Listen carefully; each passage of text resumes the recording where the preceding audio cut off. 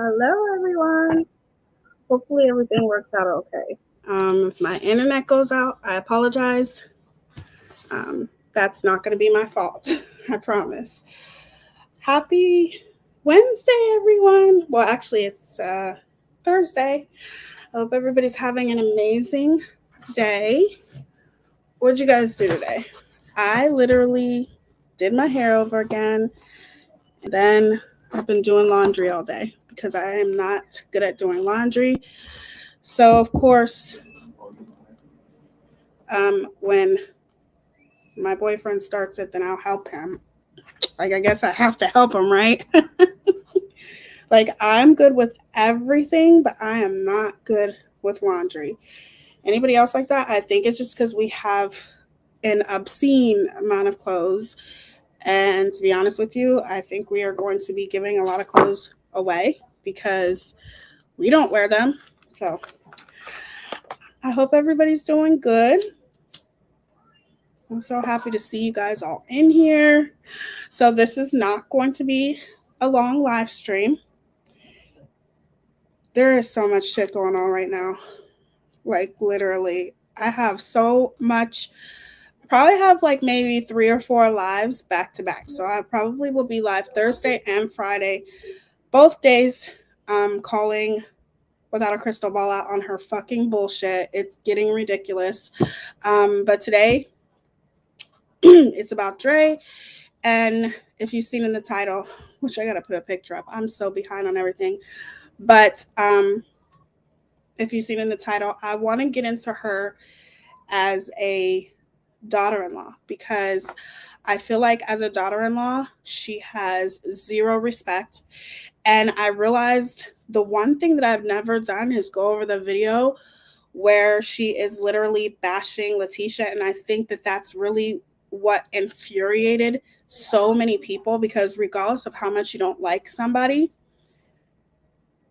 that's still, she's not just somebody, that's your mother-in-law for one, and that is the mother of your husband. If it wasn't for her, your husband wouldn't be here. So I think the disgusting disrespect that she displayed on that live, we never went over.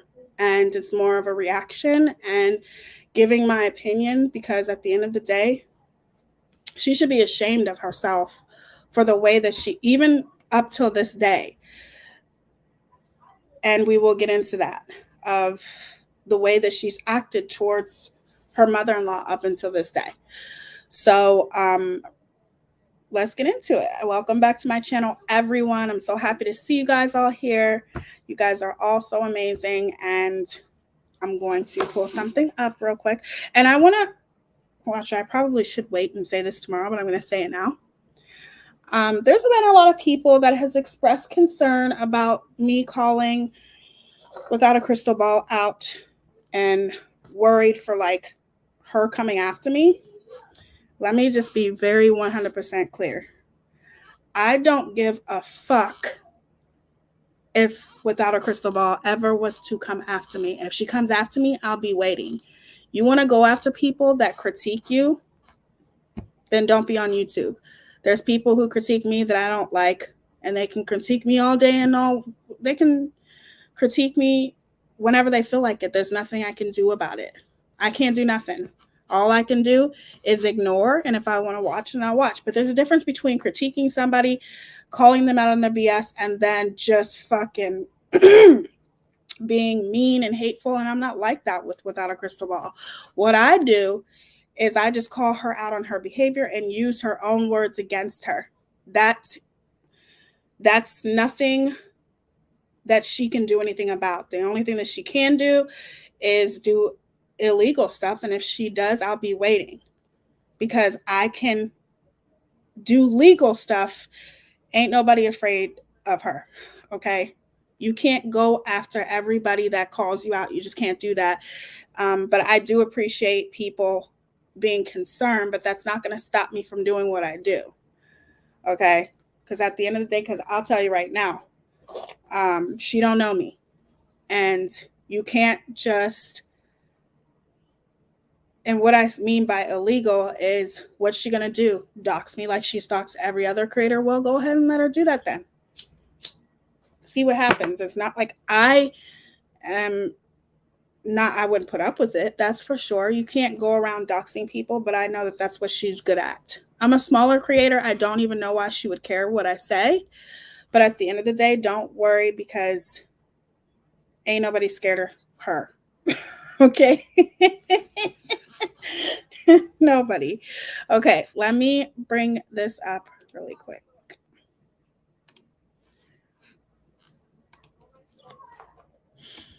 She definitely would meet her match if she came after me. That's all I could say. I don't know which one is first. Hold on. And let me say hi to everybody before I bring this up. Hey, Sandy. Hey, Goose. Hey, Jen Stevens. Crystal. Sally, how are you? Selena, how are you? I just love saying Selena. Anything for Selena. Okay. Jamie, how are you, sweetie? Amber. X Sparkle, baby. Thank you for being here, beautiful. Thank you, guys. Thank you for being here. Thank you, Goose, my amazing mods. The best mama bear, how are you? Faith, how are you? It's so good to see you guys. Lisa. Pat, or no, I'm sorry, Patty. And Raquel, that might have been earlier when you were in here. I'm not sure. Probably. Thank you, guys. Hey, Mama of Six, how are you? Oh, I'm so glad you found my channel too, Missy. And I love you, Jen Stevens. Lovely Apples. I just love the names you guys come up with. Christine Dixon, how are you, beautiful? Yessie, how are you? Amanda. Okay, let's get started. This may piss a lot of you guys off. It pisses me off just because of the blatant disrespect. But I want to go over this.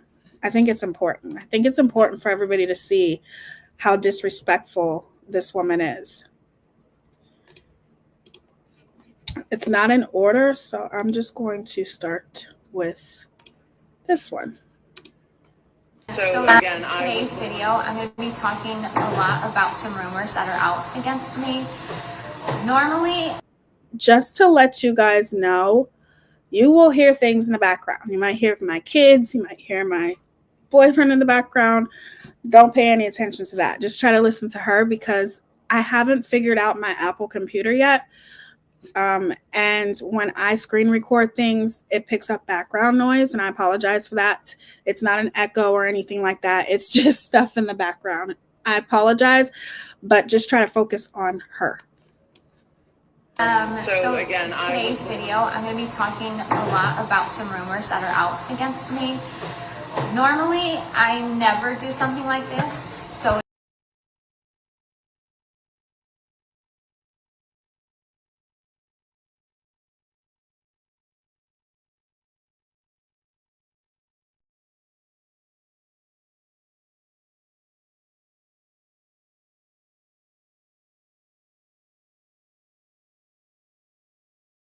So again, today's video, I'm going to be talking a lot about some rumors that are out against me.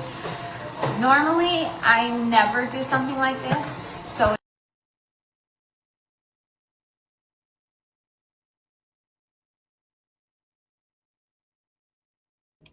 hold on, you guys.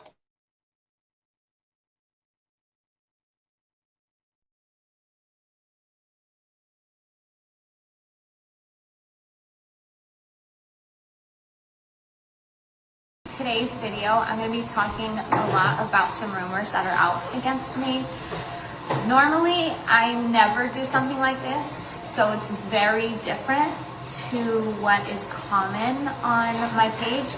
So I just kind of want to give a warning that if you want to stay out of the drama and you just want to absorb the positivity that I always bring, then just don't watch the video. I feel a little bit sad that I even have to do this, but I do know it's time. I don't think she feels sad about having to do this at all. I think this is something that she's been waiting to do for a really long time. This was probably, I'm going to say, about 3 weeks ago. It hasn't been a month yet, I don't think. But sad, she doesn't look sad. So I don't agree with that.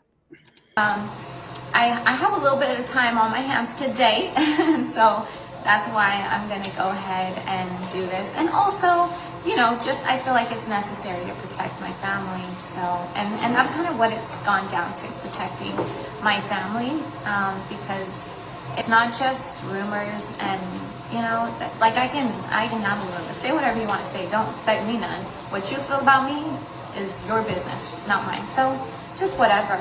But it's just getting taken too far, and my personal contact information is being put out there, spread out on social media. People are posting pictures of my parents' house. I don't agree with her personal contact information was being put out there. I have been in Justice for Vaughn and exposing Dre Mccray for probably about when they started, probably exactly when they started. And they have never put out any personal information about her. All they have done is put out videos and exposed her for her erratic and questionable behavior. Nobody has ever put out any of her personal information from what I've seen. Okay. And I want to be clear here. Dre Mccray doesn't hate white people. That's not true. She is white. Okay. I think she's half Hispanic, or when she did the ancestry DNA, which I will show you guys if I have time towards the end, she's not, has never ever given any indication that she hates white people. That's not true. She is white. You might as well say she is a white Latina. Okay, so that's not true about that. Okay, I just wanted to be clear. Where I'm staying at here in Tucson. I'm not there currently. I'm at an Airbnb, but they're posting my girls, their biological father, his personal information. Like it's to the point where that's not true. Nobody posted anything about I don't remember anything of her posting about anybody posting even her husband's personal information. If anything, she's the one who disclosed all of that by being in the hospital with him and all that kind of stuff. She doesn't like dating black men is what she said. What? Oh, you mean white men? She's not fully, no, she's not fully, but she does have white in her. And she doesn't dislike white people. That's not true.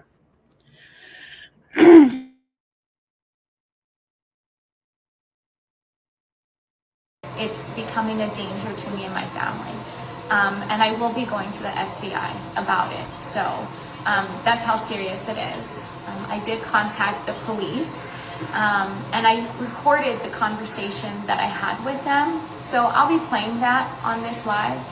I'm also going to be showing you Vaughn's birth certificate because it's been called into question. You know what? Before I say this, I just want to say first and foremost that I don't agree with any type of negativity. What I believe in is if you don't like someone, just don't watch them, don't communicate with them. Be happy and live your best life doing whatever you do. But to bring negativity, Bernard said, amen. He was like, I heard that. But anything additional, I just don't agree with it. So you're going to be hearing a lot of negative things about Marvon's, my husband. You know, we call him Mr. Mccray, we call him Bonnie, but his biological name is, or his, you know, government name is Marvon. So you're going to be hearing a lot of negative things about Marvon's mother, because, you know, it's sad. I haven't said anything. There's been rumors going on for like, you know, maybe a couple weeks already. I don't know how long, but I just felt no need to talk about it because I have respect for my husband. And if you had respect for your husband, then you wouldn't have been recording, filming him publicly to your 626K followers while he's laying in a coma fighting for his life. That's not respect. That doesn't even scream respect at all. If you respect your husband, then you would respect his privacy, which includes him laying in a hospital bed and you admitting to rubbing your spit on him. So that is not respect, in my opinion. Just my opinion. My husband, like, even if there's not good energy that Vaughn's mom feels for me, like, because it's not a mutual thing. I can care less about her, but not in a disrespectful way. It's just like, obviously she doesn't like me, and that's fine, but that's not going to make me lose sleep. You know, that's a one-way road for you, sis. Like, that's how you feel? That's cool. I'm good over here, you know? But because she is still my husband's egg donor, like biological mother. That is disrespectful right there. Calling your mother-in-law your husband's egg donor.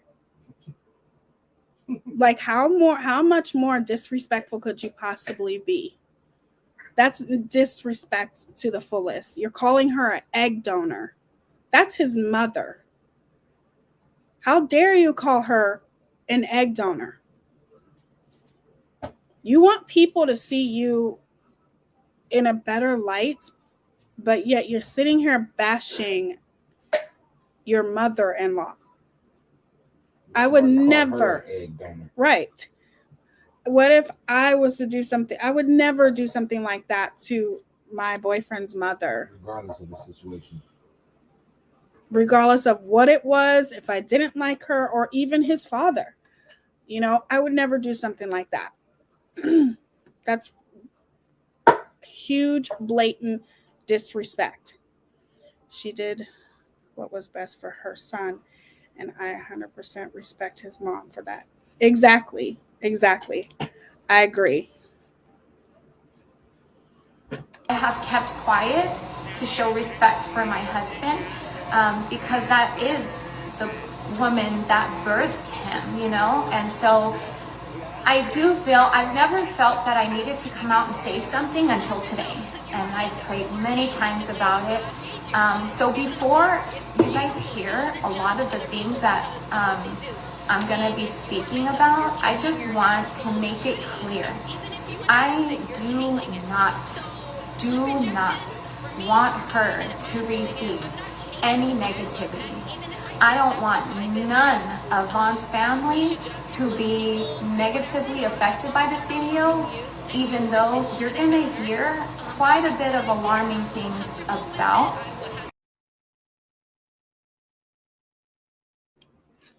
How can you sit there and say that you don't want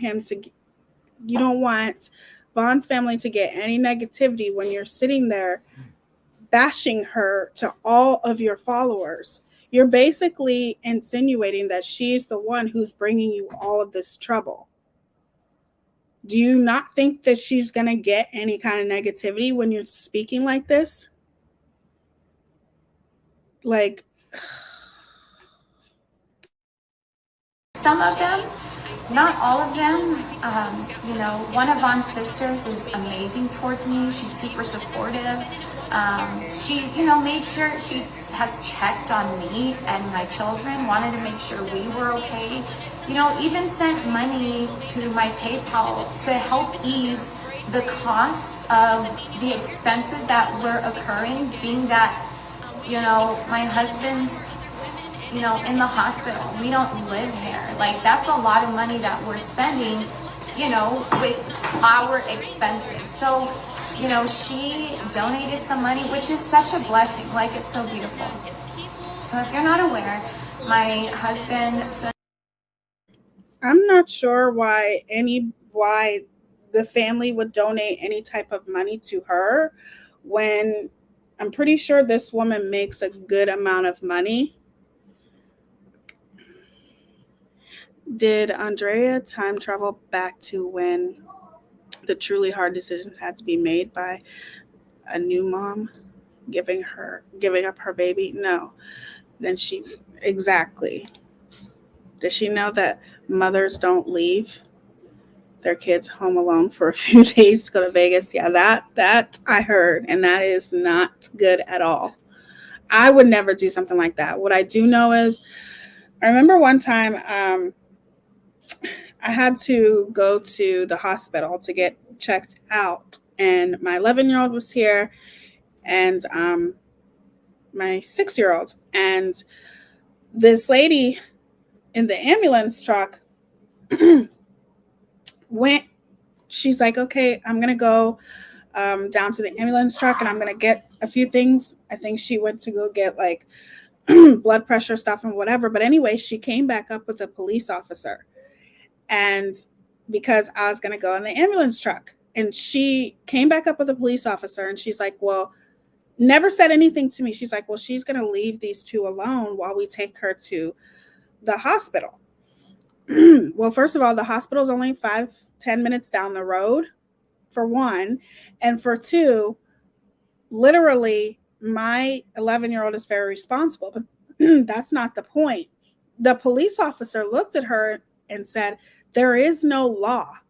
The police officer actually knows my 11-year-old because he is a security guard. He's the police officer for my 11-year-old school. So she had a really salty look on her face when the police officer was like, hey, how are you? And hey, how you doing, Donovan? Blah, blah, blah, blah, blah.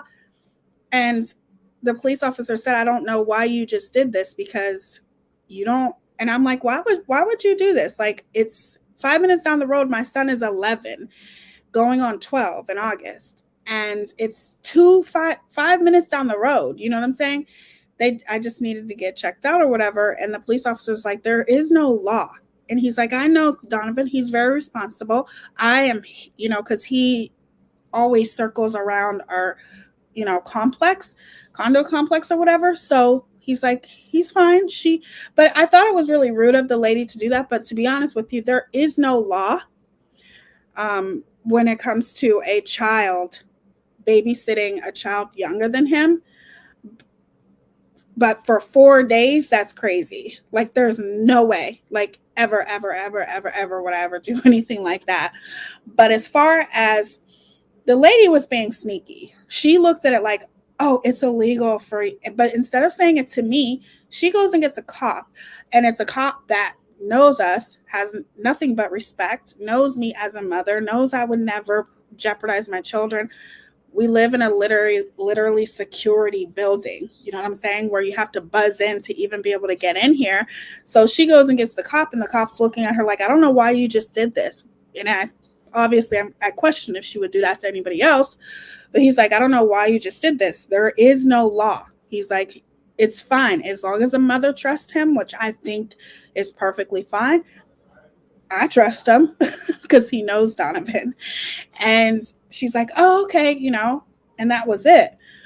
But that's when I learned from that police officer that there is no law. He's like, there is no law. As long as you trust him and you know that he's responsible enough to stay at home with his baby brother, it's fine. Now, if they were the same age, no, of course, you can't do that. But it is crazy to me that there's no law for that. Okay, let's continue.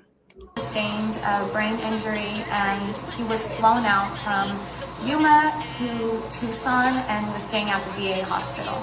Now, the only reason why I'm saying VA hospital is, and just to let you guys know, of all the recording that I was doing, you can literally hear me recording her on my iPad in the background. So I hope it's not too distracting. I apologize for that. I'm going to figure out this iPad one day. Okay. Because he's no longer there. So that's why I'm comfortable saying where he was at, because he's not there. I don't focus my attention and energy on how he got the brain injury, whatever, because the only thing that I am concentrating on and putting my focus on is my husband's healing. That's it. I've mentioned before that once this is all over, then I don't mind talking about it, with his permission too. Like, I want to make sure he's okay with it, which I know he would be okay with sharing what I have before, because we've had a conversation about me, kind of showing what it's like in my perspective as a caregiver, because my husband, next month on the 5th, he will have had 2 years of having seizures. So he was okay with me even sharing some videos of how bad it looks. I don't believe her. I personally think that she's just saying this to cover her ass. I don't believe that Vaughn would be okay with the things that she has done. And I don't think that he would be okay that she's filming him when he's laying in a hospital bed at such a vulnerable moment. I don't think that he is okay with her filming his seizures. And if he did, I would like to hear him say that publicly, because I don't believe her. Yeah, there's some things I'm sure he didn't care that she films, but I think when it comes down to it, all of the things that she's been doing, I don't think that he would be okay with that. That's when you're crossing a line, and no matter what, you should respect your husband's privacy. You should respect him as a person, and you should also respect his family. Now, unfortunately, I have to tell both sides, and I'm going to say that in a lot of ways, Vaughn has been very public, and I think she's going to show that here. So I will address that when she shows that here. I think that obviously there's a lot of things that Vaughn should have put his foot down with. But when you're in a relationship where you are being verbally and mentally abused, you may be too afraid to say things. And there's been many of times where she has blatantly admitted that she had to convince Vaughn that his mother was no good. And you're going to hear her talk about that as well.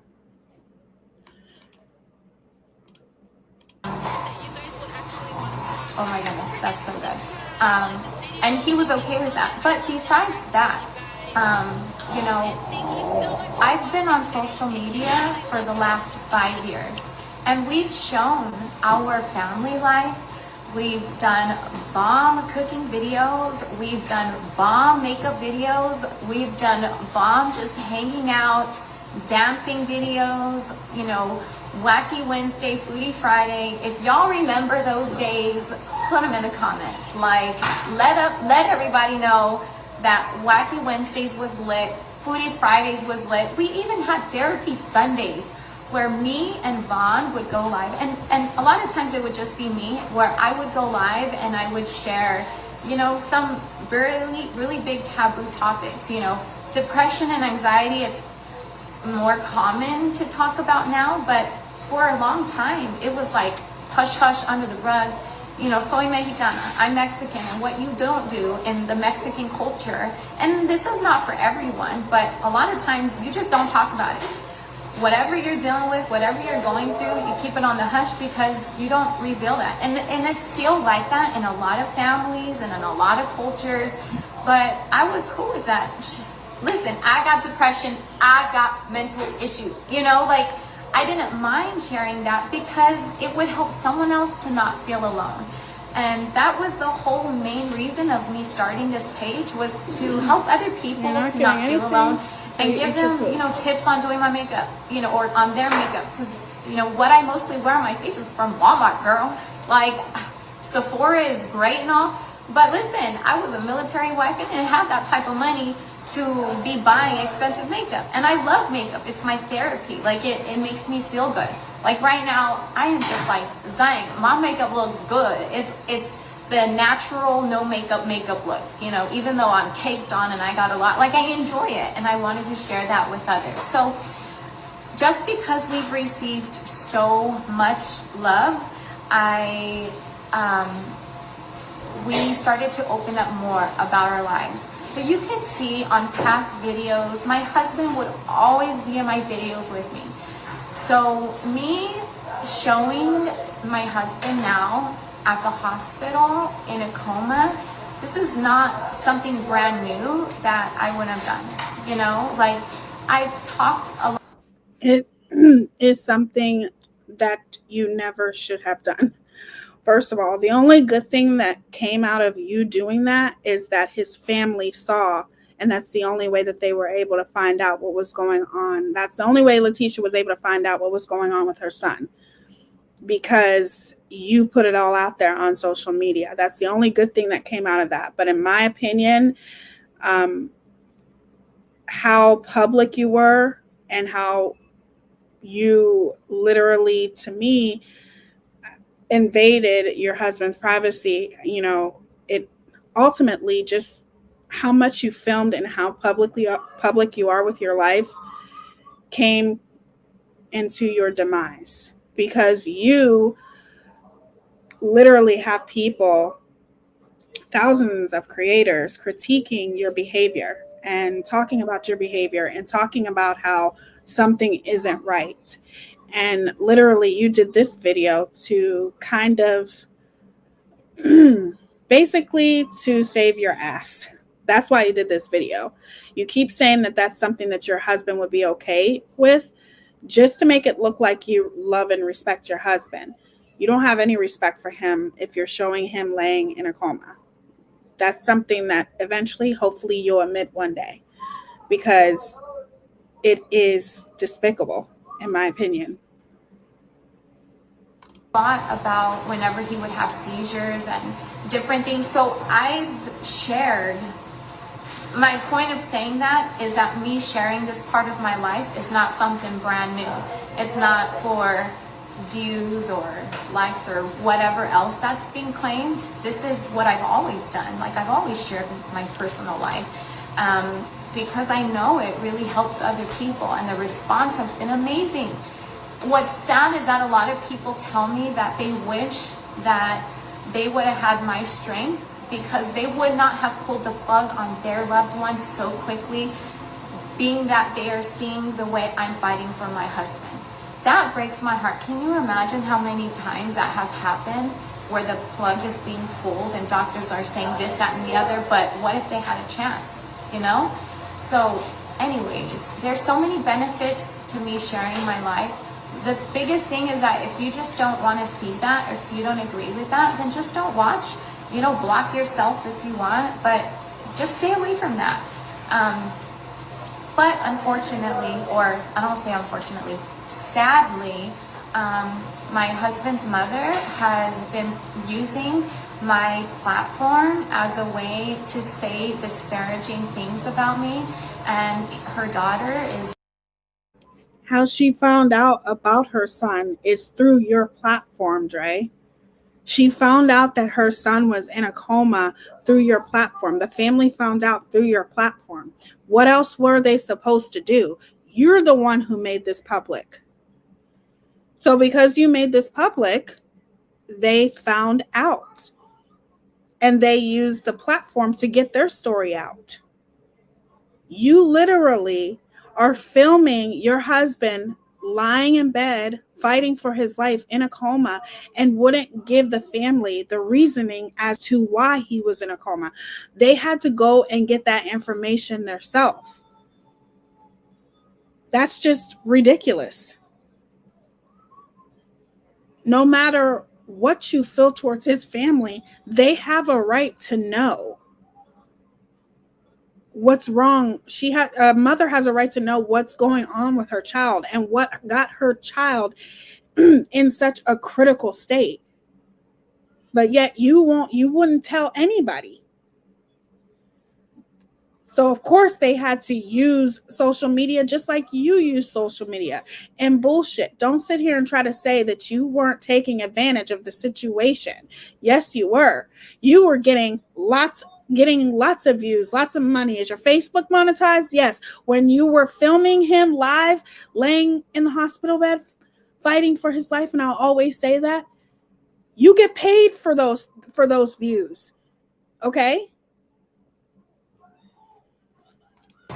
Also jumping on the bandwagon, which is not new. She's always disliked me for no reason. But I feel like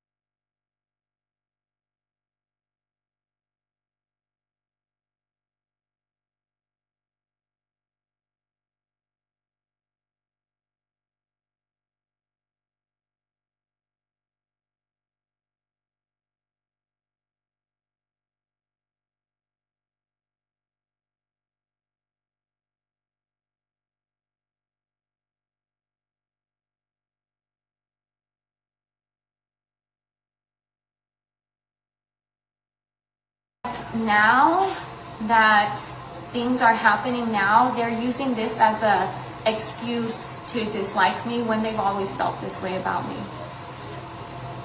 Again, I'm gonna start sharing the beginning of mine and my husband's marriage regarding my husband's mother.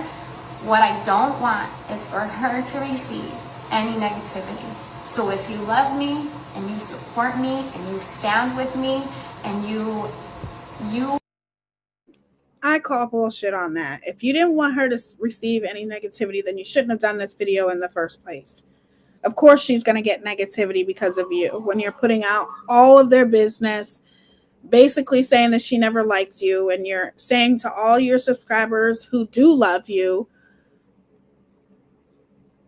bashing this woman as a mother, of course, they are going to have negativity towards her. And you know exactly what you're doing. want to continue to like be on my side, what you are not going to do is put out any negativity towards anyone. That's not what I would want. That's not what Vaughn would want. I'm only here to clear up these rumors, and that's it. I don't. So you think that Vaughn would want you to publicly go live and talk about his mother as a mom and everything that she has done through your eyes, from your perspective? You think that Vaughn would be okay with that? I want her to be attacked. I don't want y'all to do her the way y'all been doing me, okay? Like how, and I don't want to say y'all as if the people that are watching, because, you know, other people that have been negative towards me, they're blocked. They can't even comment. So they're just watching mad because they can't comment. So like, it's. You have blocked any person who has even asked you a question. For goodness sakes, you blocked me because you see me on Molly's panel, which I was only on there twice. And you blocked me the moment you saw me on there talking to Letitia. Okay? You block anybody. Anybody who has any questions that you don't like. You've always been like that. Even when I used to follow you back in the day. Anybody who questions anything, who uses their critical thinking and questions something that you do, you block them. Just, but I just don't want those people, the way they've been doing me, I don't want that to be done to her or any of his family.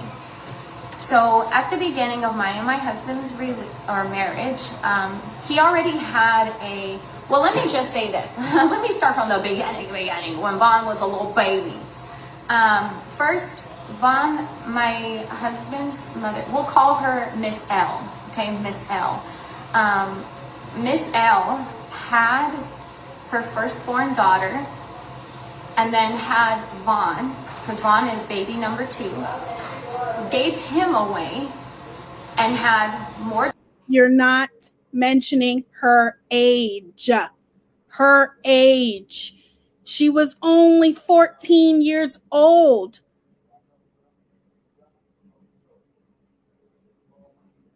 What are you being an idiot for? She was only 14. How come you conveniently left that out? Don't you think that's important to say? You're not talking about her age. You're just blatantly saying, oh, she gave them up.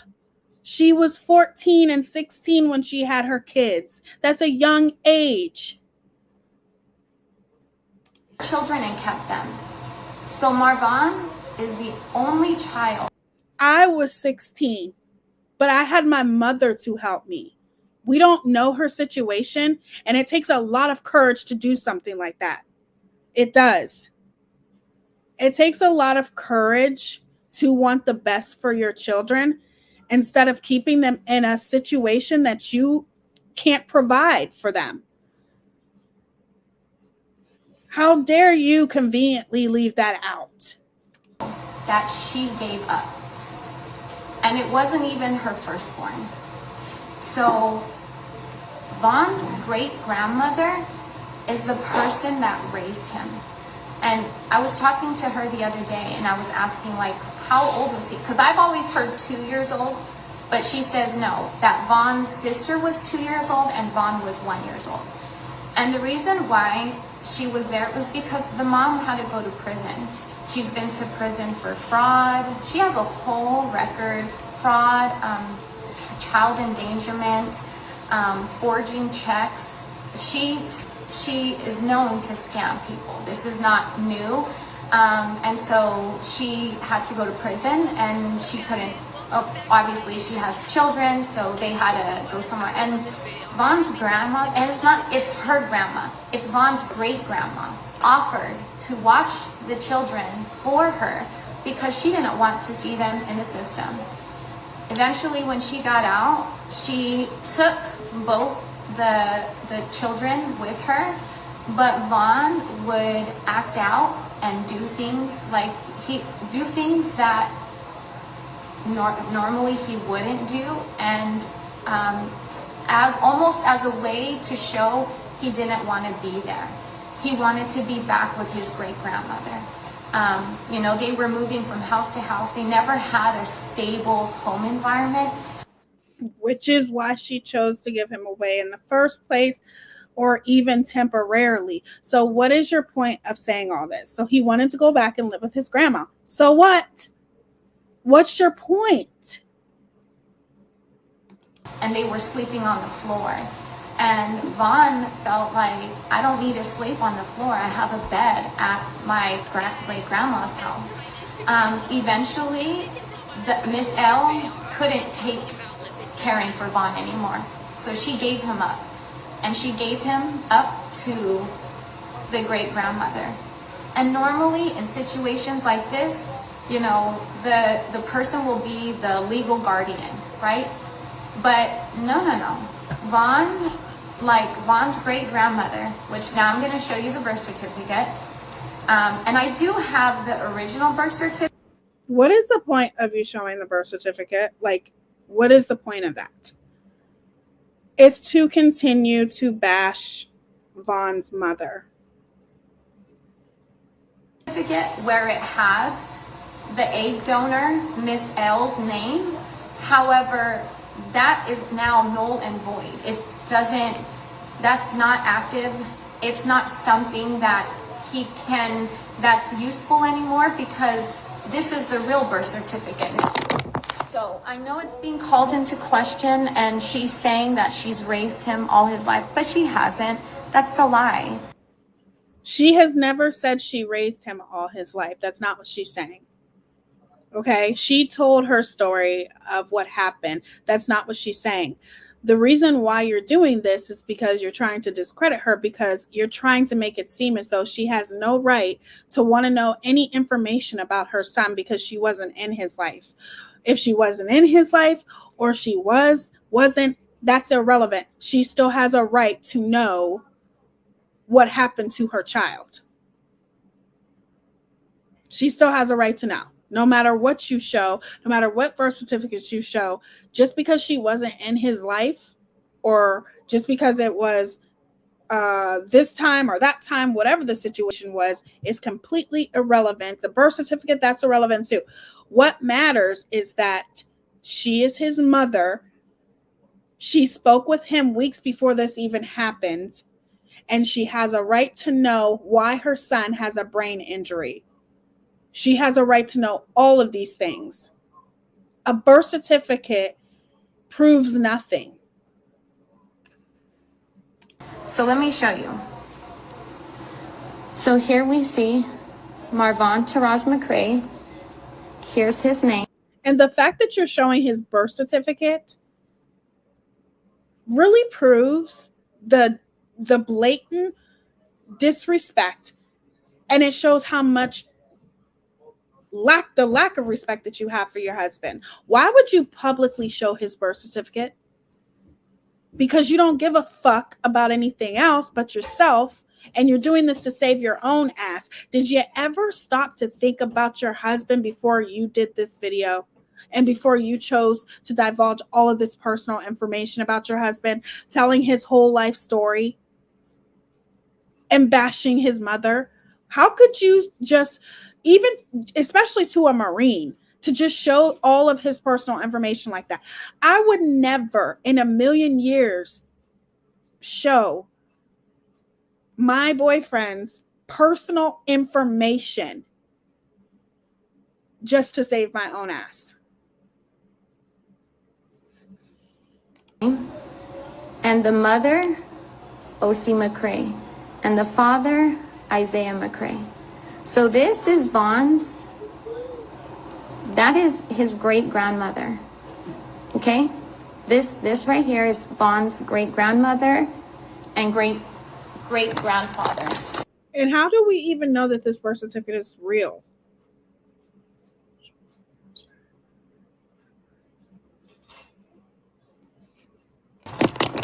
Hold on, give me 1 second. I know, Yolanda, I know. So, oh yeah, if you see negative comments, please do like the little island emoji and a knife. I would appreciate that, okay? Hold on, let me block. If you feel like I shouldn't be talking about this, then just please leave the page. I appreciate you not, even being here. So, okay. So that's Vaughn's real, that's because you only care about yourself.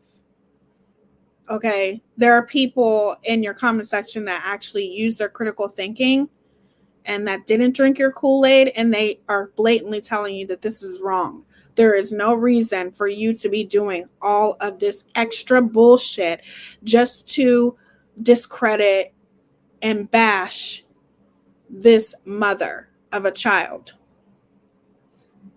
Her child, her baby who's in the hospital. She doesn't have to be in his life, even if she's in his life in and out, whatever the situation is, that's still her child. There's no excuse for what you're doing. And that's why you're blocking people who are calling you out on your BS. But because she is still my husband's egg donor, like biological mother, I have kept quiet over occurring. Accidentally rewinded. Hold on. The page. I appreciate you not, even being here. So, okay. So that's Vaughn's real mother now. And she knows that. Miss L is aware of that. She knows that. So, hold on. Give me 1 second. Okay. She knows that. Now, there's that. Now at the beginning of, and she's also taken out bills and things using his Social Security. So it's not something that, again, was new. That's your words. We don't know that you're telling the truth. We just don't know. This is something that she's done, child endangerment. That's a really big deal. So now you're accusing her of child endangerment? And where's the proof of that? You're showing the birth certificate, all that kind of stuff. Where's the proof that there was child endangerment involved? That's all you're doing is slandering this woman and dragging her through the mud. And you're doing it purposely just to save yourself, just to make yourself look like you're the innocent victim. You're the innocent victim in all this. And his mother isn't. Basically, that's what you're trying to say.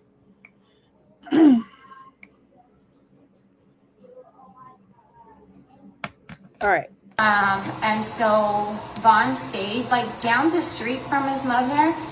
He remembers that for a lot of time that he would want to be picked up and go play with his siblings because he loves his siblings, still currently.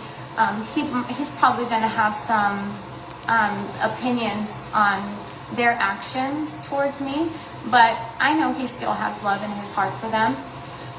So he would rarely get picked up. It wouldn't be often that he would go over to the house. Vaughn remembers feeling that sadness of always waiting to be picked up by his egg donor, but it just wouldn't happen. You need to quit calling her an egg donor. That is so disrespectful. And another thing too, it is very blatant and obvious the treatment that you showed towards your husband. It's very blatant how you treated him, but your accusations, there's no proof to back it up. But there is a lot of proof to back up how you treated your husband and how you manipulated him. So that's sad in itself. Whenever Vaughn was 16, he wanted to live with his parents because he didn't, okay, hold on.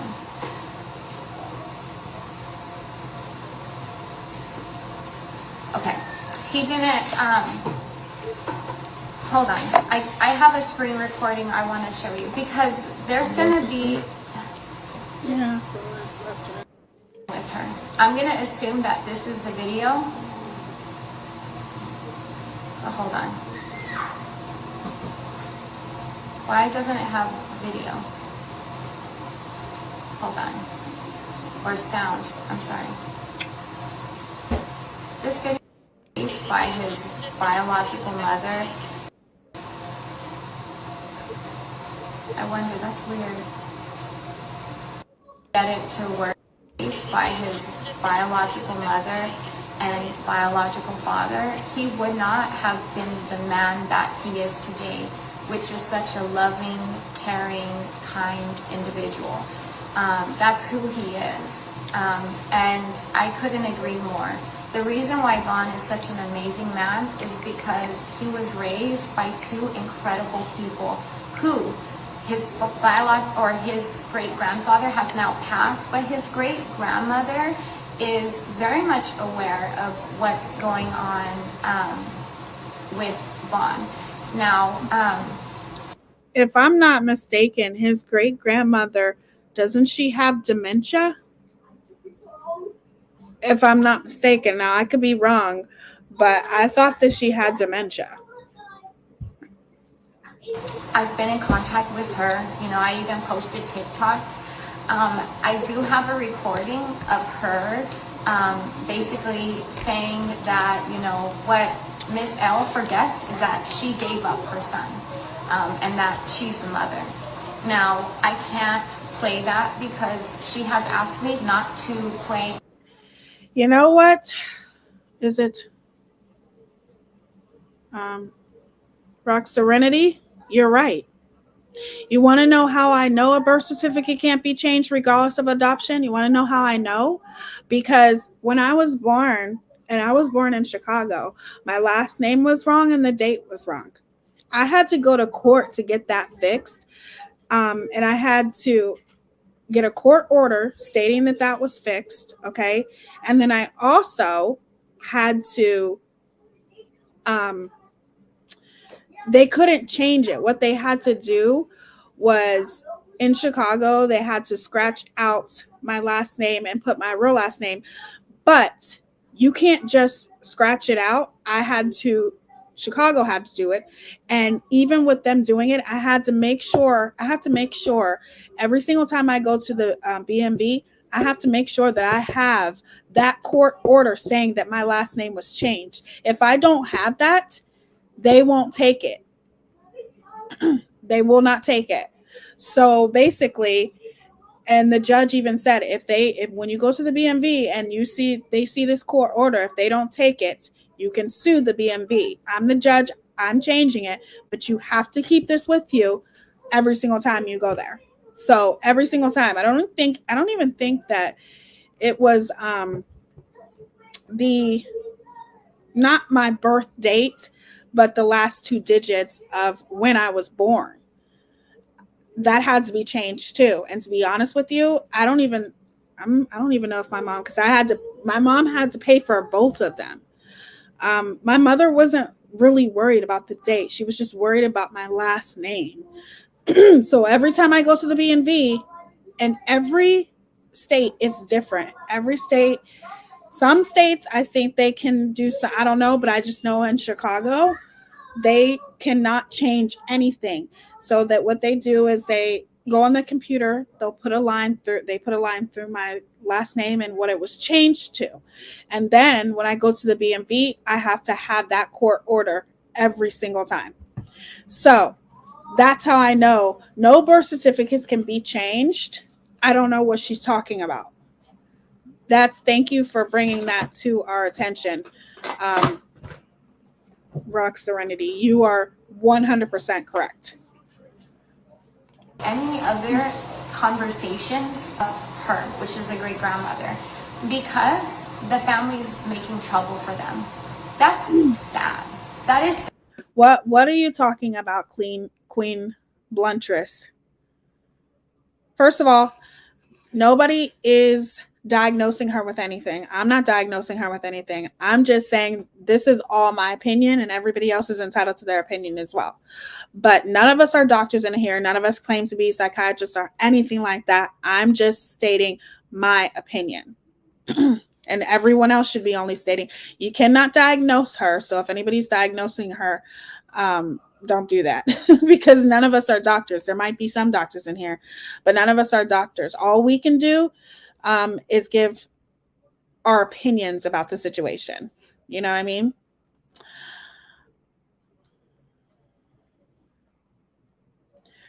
Her hair. Oh, her hair. I'm not talking about her hair. I could give a crap less about her hair. I'm talking about her character. I don't care about her hair. I don't care that she wears lace fronts and all that. I do too. So I don't care. Some people do care about her hair because it does seem as though she lost her hair, but I don't care about that. Nor do I care about the girl's makeup because the girl can slay some makeup. I'm talking about her character and the horrible, shitty things that she's doing, especially with this video. Like talking about her hair, I think some people talk about how she lost hair because of the medications and all that kind of stuff, the K and all that. But I don't know what the side effects are to K. So that's why I don't talk about her hair. I don't care about that shit. Some people do, some people don't. I don't care. I care about the way that she is bashing a mother, how she's bashing their family, her blatant disrespect for her husband. That's what needs to be addressed here. To me, talking about her hair is a deflection. That's just a deflection to me, because at the end of the day, a lot of people wear lace fronts. A lot of people love lace fronts. I do. And it's just my personality and who I am.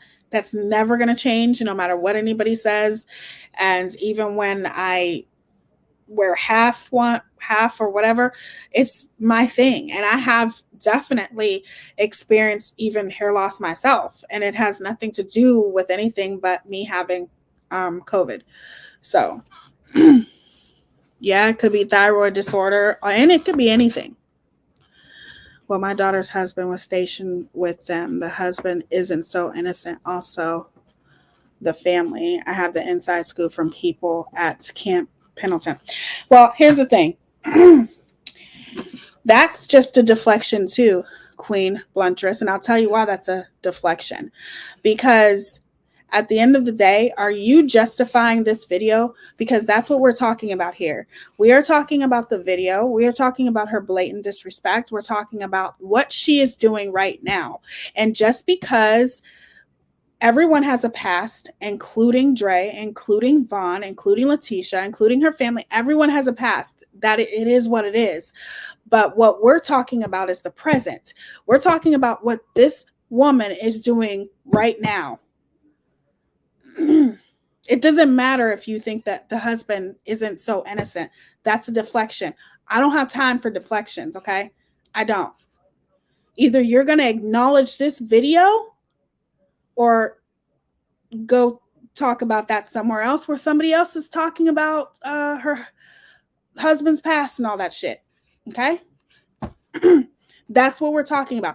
I don't want any deflection in my comment section. I don't want anybody coming in here. You're entitled to your opinion. But at the end of the day,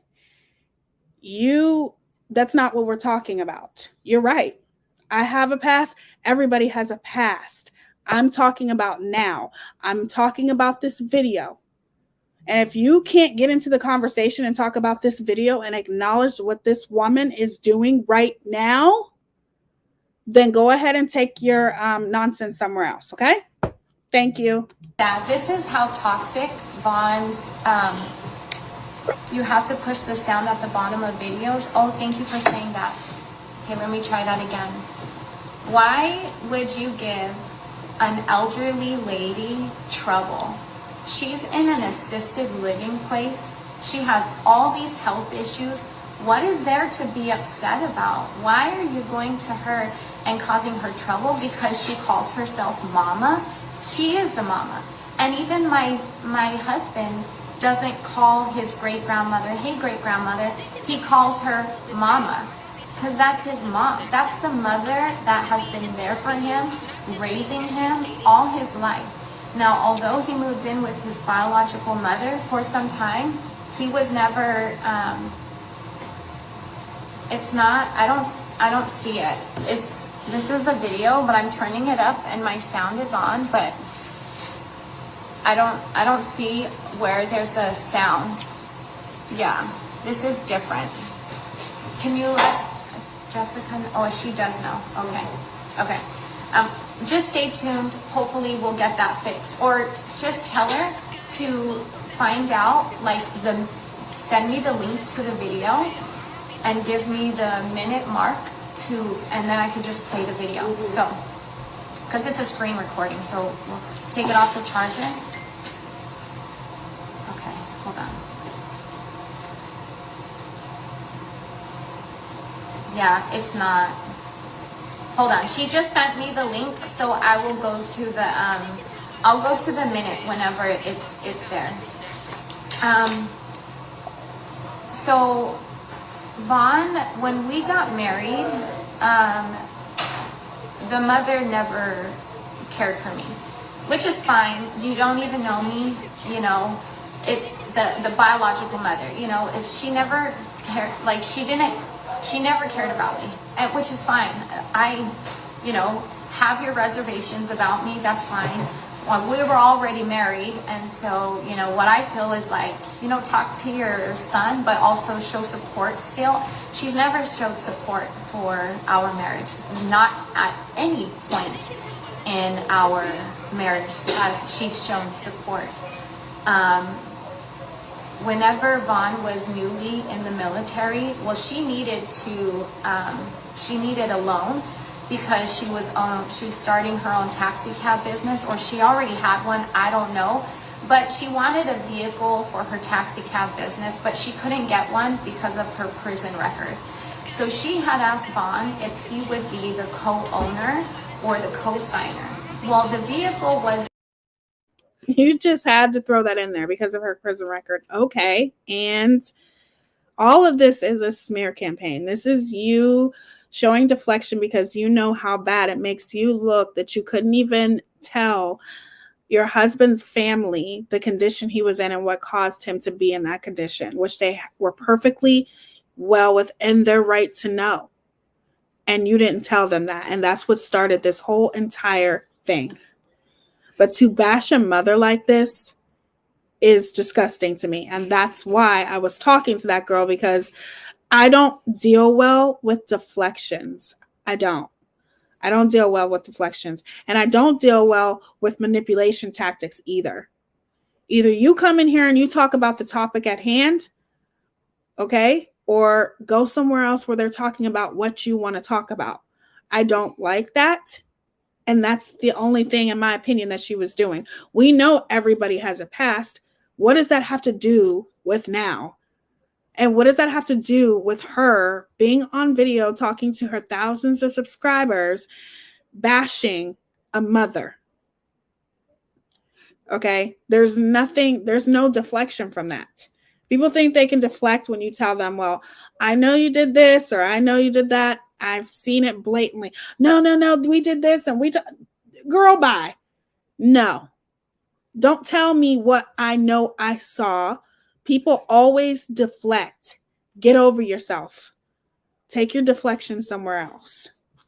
In his name, however, the money for it was coming directly from his check, which he was not okay with, but she said that she will not only pay him what he owes for the loan, but she will also give him profit from the taxi cab business, and that he will be vice president of this business.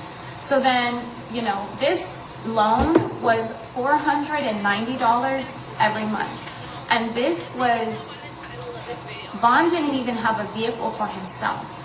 And the mother never sent him money. When we got married. I agree with that 100%. I think she just threw that in to make her look bad. You can get a car with a prison record. She's just being ridiculous and doing whatever she can to make this mother look really, really bad because she looks really bad. Okay? That's why she's doing this. Hey, Missing in Life. How are you? It's good to see you, girl. Before we got married, I don't even think he was getting like $1,000 a month. And if he was, it was like barely that. And it was, who's that? So basically, to sum it up, this is about money. This is why you didn't like his mother, because she didn't like you, and this is about money. Huh? Can you help her? Even give him money. So he was living off of about $500 a month off of just that little bit, you know. That's sad. Whenever we got married, let's break this down for a second too. Okay, he was getting $1,000 a month. He chose to help his mother. That's his choice. Okay. Maybe his mother, I don't know the situation on that and I'm not going to speak on that, but I'm assuming maybe she got into a funk. She couldn't pay him, whatever. I get that. But let's just remember $1,000 a month is actually very good. And $1,000 a month is probably more than you were getting before you met him. Okay. Let's just be real here. Okay. Miss me with the whole he was only getting $1,000 a month.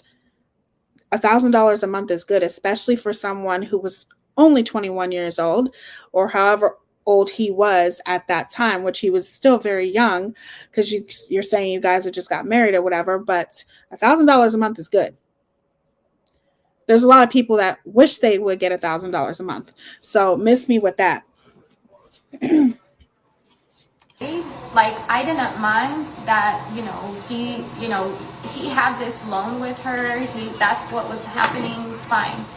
But when we got married, we were financially struggling. I was already a single mother living off of the, living in the low-income housing. Quit trying to act like you don't know what low-income housing is, girl. Miss me with that too. And to sit there and say that he was only getting $1,000 a month, like I said, I'm sure that was more than what you were getting before you met him. And be real, because he loaned his mother the money was taking away from you having Vaughn's money. Just my opinion. And then I was getting money because my oldest daughter had seizures, and so she was getting disability. And then, of course, there was child support. So I was able to pay for this low-income house. Exactly. Exactly. Who said that? Who said that? Where's that at? The comments sometimes no, exactly, Jamie. No, you were financially struggling, not Vaughn. If he was on his own, $1,000 a month is great. Okay. But because he chose to be with you and sacrificed a lot, and that's fine. I'm not knocking that, because at the end of the day, people fall in love and there's nothing wrong with that. However, that is a sacrifice from being a single man getting $1,000 a month, then choosing to be with a woman who was financially struggling already with 2 little girls. Just admit it, that you were mad that him giving his mother a loan was taken away from you and your children. Period. Housing after I had left my, my ex-husband, and I was, there. Whenever Vaughn met me, I wasn't in a good financial place. And also, he wasn't in a good financial place either. But we got married anyways, and that's just it. Let me just, no. You don't get to do that. He was in a good financial place until he met you, in my opinion. Because if he was 21 years old getting $1,000 a month and in the military, he was not struggling financially. The only person he had to look out for is himself. But then he met you, who was a single mother struggling with 2 children. And that's his choice. You guys fell in love. That's fine. But the point is, he was fine financially until he met you. It is what it is. This is also why you don't see us wearing wedding rings. And that makes me mad, because here's how I look at it. When I met my boyfriends, we both definitely were struggling financially. But the thing is that he had 1 kid, I have 2. But at the end of the day, we're close to the same age. He's a few years younger than me, but that's not the point. The point is that he has another child. I have 2, okay, from previous relationships, and then we had a child together. That's a different situation. This was a 21-year-old young man. If I met my boyfriend and he was 21 with no children, and I'm in my 30s with 2 and just got out of a past marriage, you better believe his mother would have been looking at him sideways like, I don't like this at all. I'm sure his mother would, because that's her child. That's her baby. She has every right to be concerned. But because obviously he has one child, when we met, I have two, we're close to the same age. His mother adored me from the moment she met me. But to sit there and try to say that he was financially struggling, no, he had a choice and he fell in love and he chose to be with you, and that's great and all, but don't try to make it look like he was financially struggling. He was fine until he met you. As far as financially, $1,000 a month for a single man is good money. Because although we did buy each other rings this week, we couldn't continue to afford the payment. And Vaughn had let his mom know, like, hey, I really do need you to start paying for this taxi cab because me and my wife are struggling financially. And he wasn't even asking for the profit that she said she would give him, just that payment for the taxi cab business. And that was good enough for him. Well, that was something that he would go months, like, she wouldn't send him anything. And so he's like, Mom, listen, we need to, and really quick, if you keep saying, don't explain myself, please leave. I would rather not see comments of you saying, don't explain yourself. You shouldn't have to. Like, you know, we should talk about good vibe stuff. See, I'm just going to block you. If you feel like I shouldn't be doing this video, I need you to exit. There, I just went ahead and blocked her. But, you know, just that just shows how unappreciative you are for even your subscribers, your followers. How do you know that person wasn't a paying subscriber of yours and all she's doing is giving her opinion and you block her? You have no respect for anybody. I don't even think you respect yourself. Okay? If somebody was in here, okay, and gives their opinion, I have no problem with giving your opinion. But when you start deflecting and stuff, that's when I have a problem. You're entitled to your opinion. If you want to say, if somebody comes in here and says, why are you talking about this? This is negativity. I would say, well, if you don't like it, then don't watch this one. I wouldn't block them. Like, really? Support and love. It's better not to watch the video, but if you leave a comment, you know, trying to make me feel bad for explaining, then you're going to get blocked. As I explained in the beginning of the video, this is getting really dangerous for me and my children, which is why I'm doing this. And I truly feel like I have Jehovah's support because I've prayed about this many times. I've never felt like I should be doing. See, here's the thing. You keep saying this is getting really dangerous, but you brought this on yourself. You went public with this. Nobody forced you to go public with this. You are the one who chose to go public with this. I don't understand where you thought that this was going to go.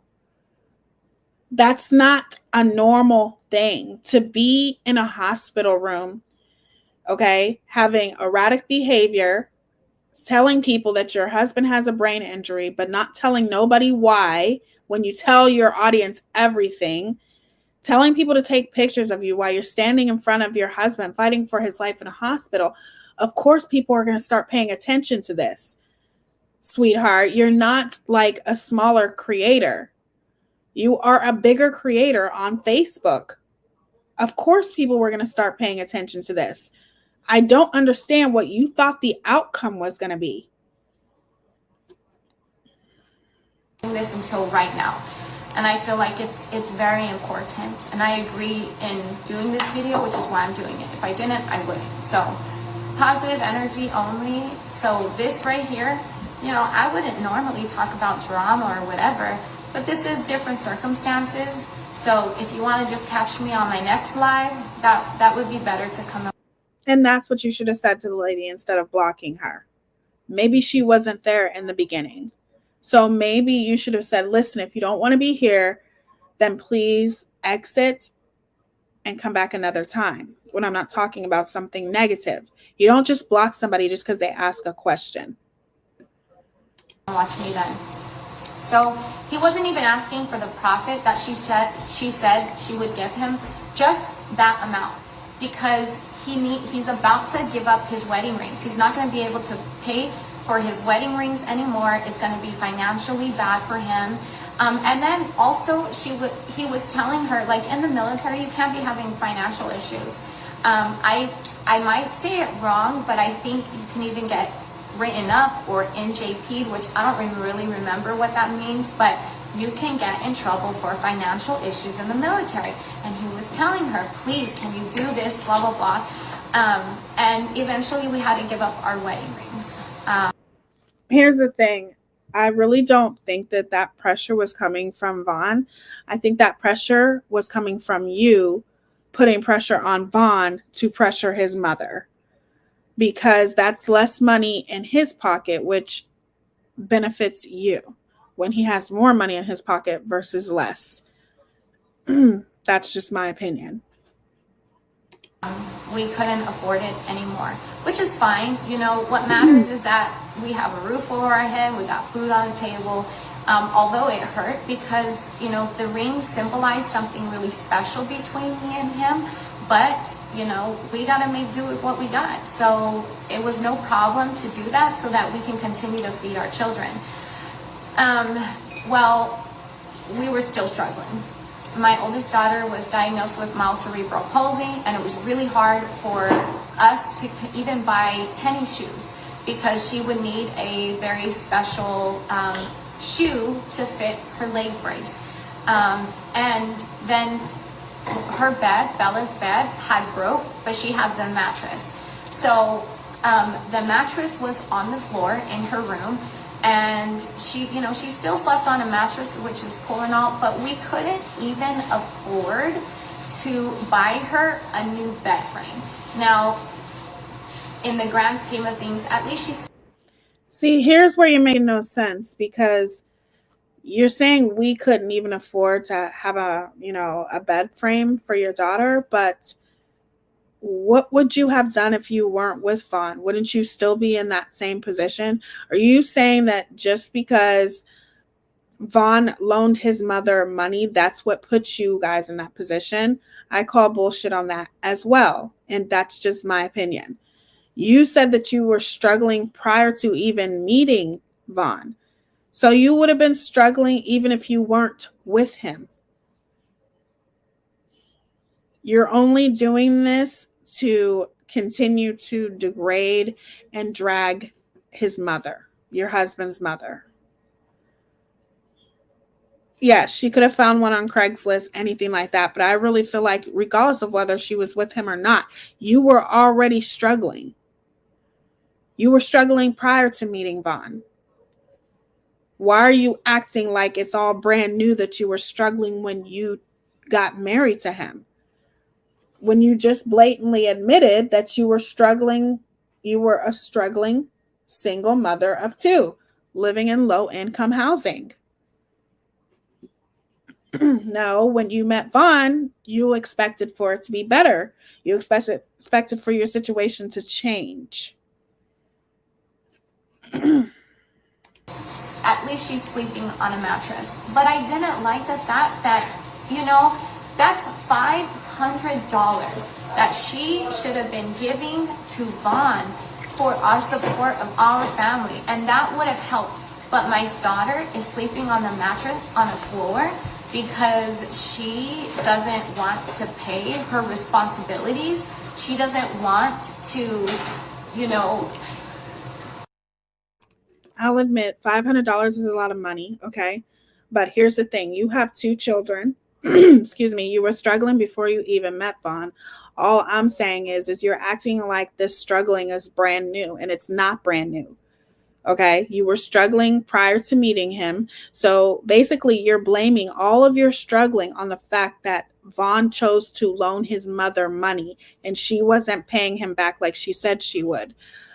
I call bullshit on that because, in my opinion, yes, if she said she was going to pay him back, then she should have been paying him back. But regardless, I don't believe that because she didn't pay him back, or she wasn't paying him the way she was supposed to, that would have solved everything. That would have solved all your problems and you wouldn't have been struggling. I disagree with that. It's my opinion. But $500, I know that that's a lot of money. However, I don't believe that you guys wouldn't have been struggling even if you were getting that $500, or had he not chose to give her a loan. The point is that was less money that Vaughn didn't have, and it didn't benefit you, in my opinion. Stick with her commitment, like so it got to the point where I just felt like, okay, I can't do this anymore. Hold on. Like, I left my ex-husband, and he wasn't financially supporting us. We struggled. I mean, he had a roof over our head, but everything else was a big struggle. And when I left my first husband, I said I would. Let me tell you something, sweetheart. Okay? Let me get this straight with you right here, right now. Okay? Nobody has to financially support you. Nobody does. Okay? It's a choice. My mother always raised me to know that to be independent, no matter what. Okay? However, if you're with a man, that man should always give you a choice. And luckily, that's excuse me, that's the type of man that I have. But when I met him, I had my own place. I was independent. I had my own, okay? And then we've been together, and now we have things together. But at the end of the day, nobody has to take care of you but you. You're responsible for you. Period. And if you are blessed and you meet a man like the man I have, who said, hey, it's your choice. You want to stay home with the kids? Stay home with the kids. You want to work? Work. It's totally your choice. And has never made me feel like staying home with the kids is not work, because it is. It is a lot of work. And it's a lot harder to stay at home than it is to work. But the point is, nobody is responsible for you but you. And nobody has to support you financially. Nobody does.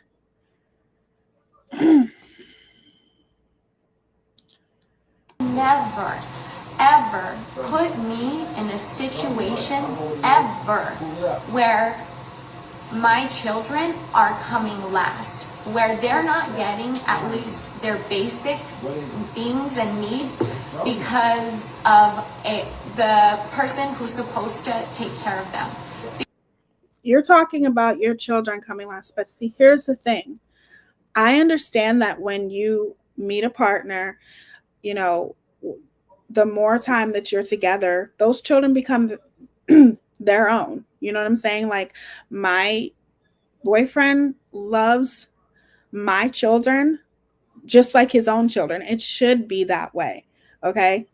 Definitely. However, you're sitting here saying your children, okay? You have to understand that these are your children, and you were struggling before you met him, okay? So therefore, you're trying to say that you're never going to be put in a situation where your children, the operative word here is your children. Your children. You can't use that as an excuse, because you just blatantly said before you started saying anything is that your children and you were financially struggling. It doesn't add up. Because Vaughn didn't want to approach his mom, didn't want to tell her, like, put his foot down with her. It was really intimidating for him to be able to do that. So then it got to the point where I gave. Of course it was intimidating for him. He was young, okay? That's experience that you have. He was young. Everything is new to him. Okay, that is a huge responsibility. Why do you think his mother was so concerned? That's a huge responsibility when a man goes from only at 21 years old, only taking care of himself, only worried about himself, in the Marines, trying to find himself. He doesn't even know who he is yet at 21. No 21-year-old does. It is a proven fact that men mature, women mature faster than men. Okay? It takes a long time for men to get mature, to get to that maturity level, to be able to navigate being with a woman who has 2 children. That is a huge responsibility. Like, duh. Him an ultimatum, and I wouldn't. You giving him an ultimatum right there just shows the type of person that you are. If this is your husband, you shouldn't be giving him any kind of ultimatums, especially when it comes to money that he loaned to his mother. There could have been something worked out, but for you to give him an ultimatum shows your character right there. I've done that now. I feel like I would have handled the situation much more differently now, but that was me in the past, and you know, I'm not ashamed. Like, I've done stupid things in my past, but that's my past, and that's where it's staying there, in the past. I'm not living in my past no more. But I did give him an ultimatum. I said, I need you to put your foot down with your mom. Like, we need that money. Like, this is our children that we're talking about. And because you're scared to write your mom, those are your children, not his children. And sorry, but it takes a little bit for a man to mature and to be able to, this is all new to him. Okay. Allegedly, in my opinion, this is all new to him. This is a 21-year-old young man. It takes a long time, especially for someone that young of age, to be able to look at your children as his own. Okay. That's going to take a little bit. And you giving him an ultimatum put him in a bad position with him and his mother, with the relationship that he has with his mother. That was not the way to handle something like that. Not to give him an ultimatum. Yes, okay, maybe talk to your mother. See if something can be worked out. Maybe a lesser payment, something, some kind of agreement. But to give him an ultimatum, that was wrong. And I see that you admitted that, but in my personal opinion, you were old enough to know better. Okay. You were old enough to know better to give him an ultimatum like that. And you giving him an ultimatum is nothing but a manipulation tactic. That's all that is. It's to manipulate him. Basically putting him in a position where he has to choose between you or his mother. And that's wrong. No, he's not their father. And like I said, it takes a while for a man to be with a woman who has children. And, you know, as he grows more in love with you, your children are a part of you. So he's going to grow more in love every day with those children. But this is new to him, and that needs to be understood. And it should have been understood by her. That we're suffering because of that. Like, that's not okay. So either you talk to your mom or I'm out. I'm leaving. I'm never going to put I'm never going to put us in that situation where we're struggling. So You just said that you were struggling prior to meeting him. That's what you just said. So your point is irrelevant. That doesn't make any sense. If you were struggling prior to meeting him, like, that's pointless to do something like that. But you thought that you weren't going to be struggling once you married him. That's what you thought. Felt like, okay, no, I don't want to lose my family. Like, I'm supposed to take care of my family. And he's not asking for something that she didn't say she wouldn't have done. You know, she made a commitment to pay him. So, you know, there's nothing wrong with asking for her to just honor her word. That's it. So he felt like, you know what, I'm going to go ahead and talk to her. And so then he really put his foot down with his mom, and she would send maybe $100, $200 at a time, and it helped a lot, and it was very good, and I'm so thankful. But it was always an excuse why she wouldn't send the whole thing. It was always a reason, and it wouldn't be like all in one transaction of Vaughn getting the money. It would be over a few times. It was just It was a lot, but it was to the point where we felt like we can't continue to pay for this. We need to refinance the vehicle because this is a really big payment and we need help. So we refinanced the vehicle, and then it literally dropped the payment down. But long story short, and this is several months span, long story short, it was in Vaughn's best interest to repossess the vehicle, just to give it back to the bank, because we could not financially afford for us to be paying per vehicle loan anymore. We didn't want to do this. This was something that we didn't desire, but we had no choice. When it comes to our family, we need to make sure that we're putting a roof over our head, food on the table. This is really, like, what? I shouldn't even have to explain, like, how serious it is that you need to take care of your family responsibilities. So the vehicle ended up getting repossessed. Before the, well, not repossessed, no. We were gonna get it repossessed, but I don't remember how it went. I just remember there was a tow truck driver and he took the van over to his great-grandmother's house to put it there.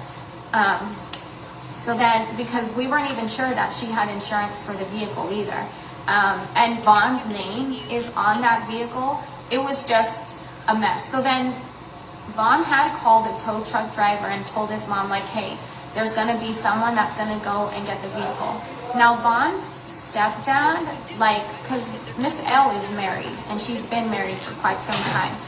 From what they said, which I don't know, I can't speak on it, but from what they said is that he didn't have a job.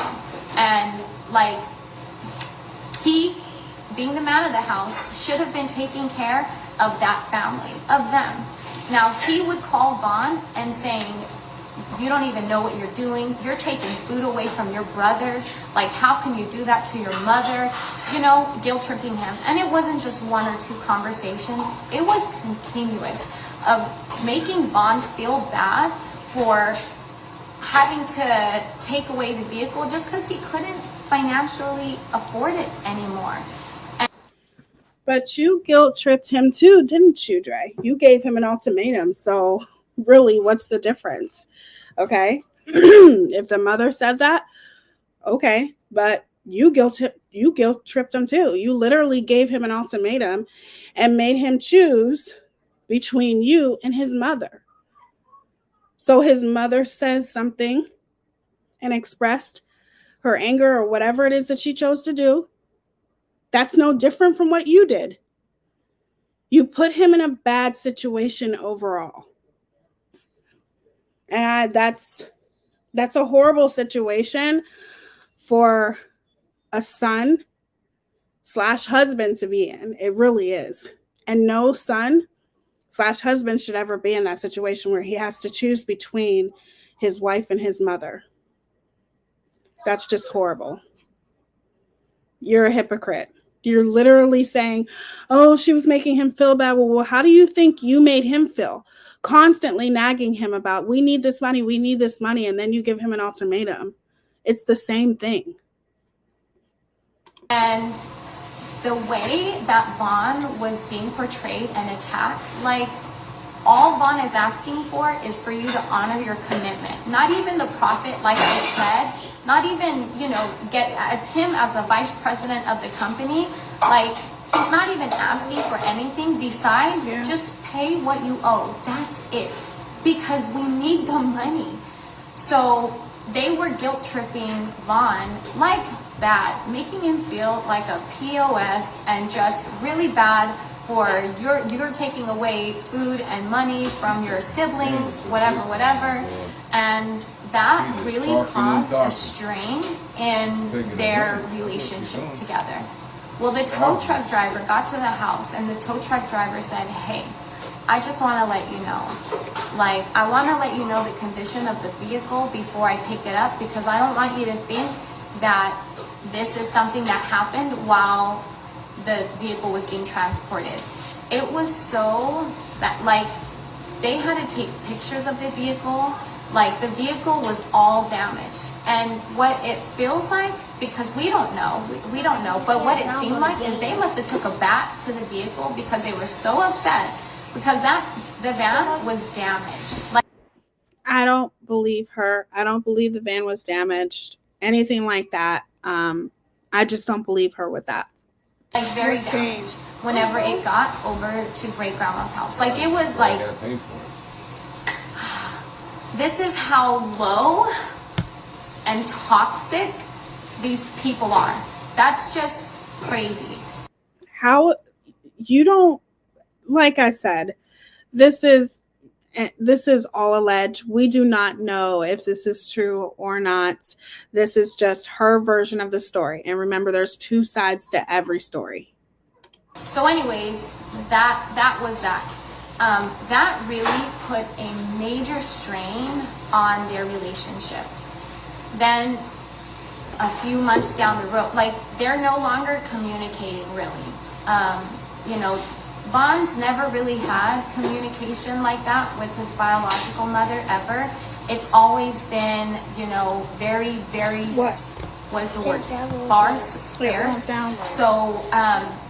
So basically that gives you the excuse, because he's never had a relationship with his mother, that gives you the right to withhold information from his mother and to not tell why his mother, or to not tell why her son is in the hospital with a brain injury. That gives you the excuse.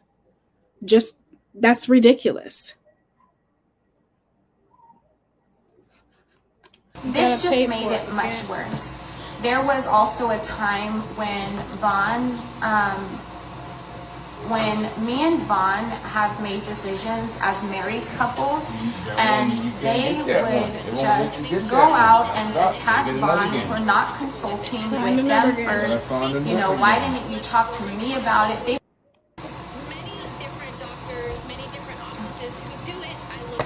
I need you to tell me the exact hour and minute that he's speaking so I can play the actual video, period. The screen recordings don't work, period. Now, let me tell you, the only reason why I went public with what was going on with my husband is because he was receiving such terrible care at times at the VA hospital. And they were feeding him something that was very, very dangerous and was not good. Let me back up a little bit. I've always encouraged Vaughn to reach out to his family. In fact, you're about to hear me on a screen recording of where I have encouraged him. This is nothing new. I've always said that's still your biological mother. You should still have a relationship with her. Even if she's at a distance, I always felt like he would feel regret if, God forbid, something were to happen to her. He would feel bad. And I don't want him to carry that guilt with him. Although she is toxic, she's still the egg donor. So, it's still... Stop calling her an egg donor. That is so disrespectful. How ignorant could you possibly be? Important to reach out to her. Well, he still, after all these years, he wouldn't reach out to her. Then finally, recently, he did. Because we even prayed about it, you guys. Like, Vaughn was so intimidated to reach out to his mom because he felt like this is a two-way street. Why isn't she contacting me either? He's feeling like, I'm not contacting her, but that's the same. Like, she is very capable of reaching out to him. And let me tell you, Vaughn's phone number is the same phone number that he's had prior military. But, his brothers wouldn't reach out. So there's one brother that's claiming that he had to go through me. No, he didn't. Vaughn's number never changed. But he doesn't have any messages of all these years of his brother trying to reach out. And maybe, allegedly, in my opinion, they were afraid to reach out to him because maybe they thought that he would get in trouble by you. Or maybe there's a lot of reasons as to why it could have happened like that. But let's not forget, he didn't have a phone. And even when he did have a phone, if he did, when the phone thing is definitely weird, because there was at one time when he had a phone and you were snatching it out of his hand, you took his phone. Most of the time, if they needed to communicate with him, it was through you. And, you know, them communicate or whatever. Vaughn, their relationship with his family is very strange. Not with every single person, but it is like literally very strange, and that's just how, it's just what it is. But, you know, his family would sometimes contact me, like through Snapchat, and I don't mind. You know, they would ask how Vaughn's doing, never asking how I'm doing, never asking how the children are doing. In fact, there's been so many times where his family has tried to tell him, those girls are not your children. Like, Roz is your child. This marriage is temporary. And I believe even his biological father said these things. Like, they're this, they're that. And he's like, no, my marriage is not temporary. We're married. This is a forever thing. And, but still, that's just how it was. Huh? Okay.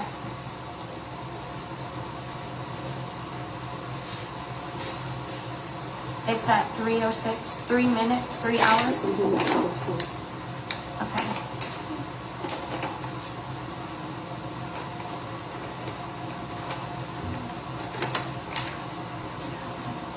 So careful about the bright light. So just this claim of, just this claim of, just the claim of, what was, I don't even remember what. Anybody could have reached out to Vaughn. It's just excuses to make me look bad, just because they don't like me. But if you really truly love someone, you would do everything you can to reach out to them, like no matter what. But they're just trying to make me seem like the bad guy, so it fits their false narrative. Not at all. No, I think it's the other way around, because I don't ever remember, and I can tell you this right now, from the multiple times that I've heard Miss Letitia being interviewed, she has never, ever dragged Dre or anything like that. She was never disrespectful. All she ever said was in response to her talking and saying this story right here on social media to her thousands of followers. All Miss Letitia has said was, I just had concerns for my son in the beginning. That's it. I think it's the other way around, because you don't like them. She has never bashed Dre. She's never said anything, but yes, that's it. She talked about her concerns in the beginning. That was it. And the reason why she's talking about those concerns is because from that moment of her expressing her concerns about you, Dre, you didn't like her, which can cause a strain in a relationship between a mother and a son, or a mother and a daughter, when you don't like their significant other. I've been there. But I can tell you right now, I would never, ever be with somebody that would slander or talk about my mother in this way. When I was with my ex, I would never let him talk about my mother in any kind of way, even though he knew my mother did not like him. Period.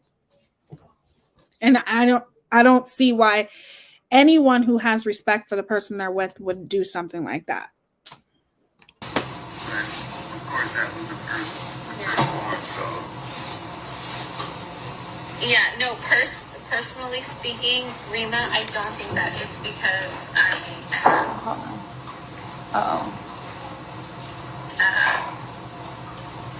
At 3 minutes and 6. a bright light, and there's like dark energy.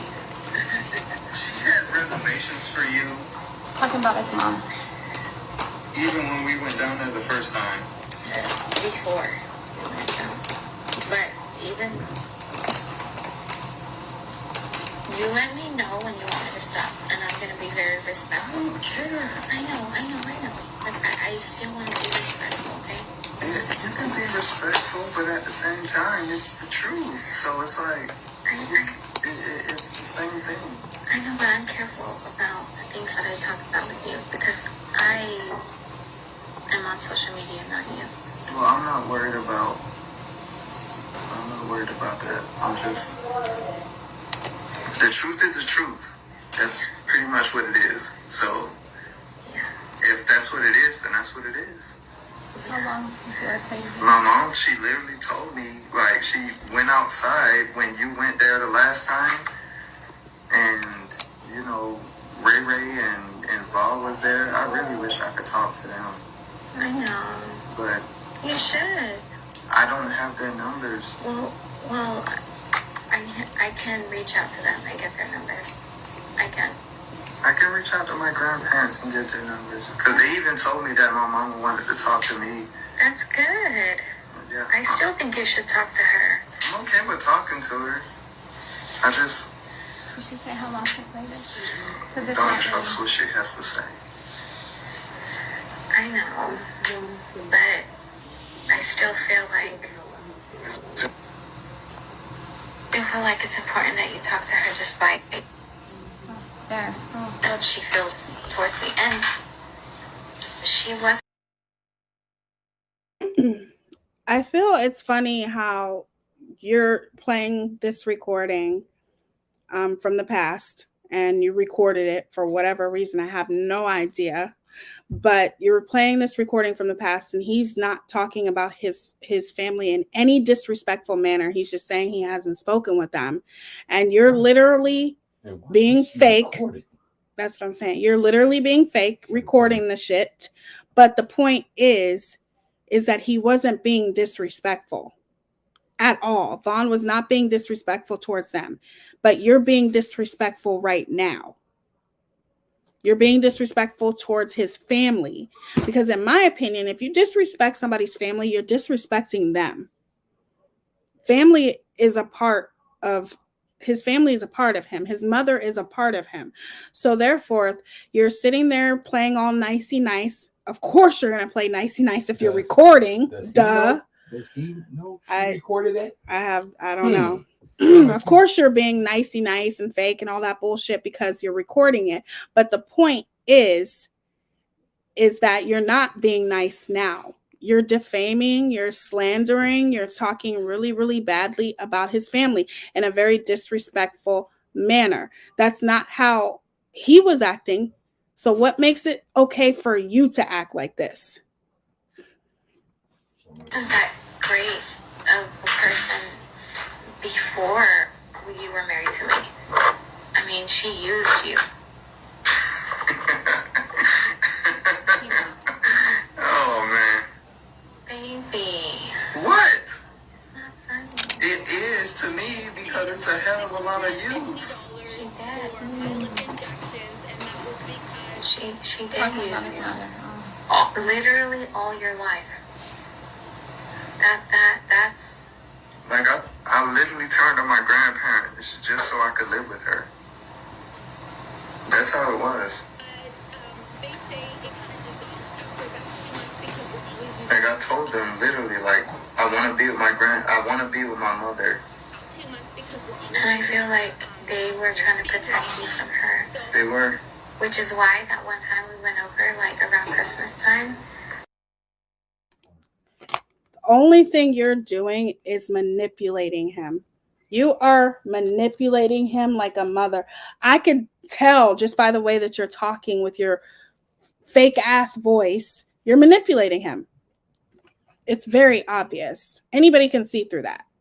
And you had went over to, you were going to your mom's house for Christmas, and I stayed behind because we don't celebrate or whatever. And your grandma had told me, like, they don't know why you love her so much because of all the things that she's done to you. Big heart. Yeah, that's what they said. And that that made me realize how sad the situation was, because I feel like as younger people or even older people, we always want the love of our parents. And that's what you wanted growing up, but they didn't understand after everything she's done to you. Because it's not even about me. I feel like... Okay, so see, Vaughn, although he laughs, it's a nervous laugh. I've encouraged him to reach out. This was a video in my supporter subscription, because I've been live countless hours in behind the scenes subscription, okay? Hold on. 3 minutes, 21 seconds. Okay, let me play another part of the recording. What happens or anything like that, they feel like, you know... Baby, at this point, yeah. You have to go pee. Yeah, baby. You can go pee. I know, but I'm gonna need you to move aside, because I really gotta pee. Oh God. Listen, when I gotta go, I gotta go. Okay, just take a little nap. I'll be back. Hold on, Joy.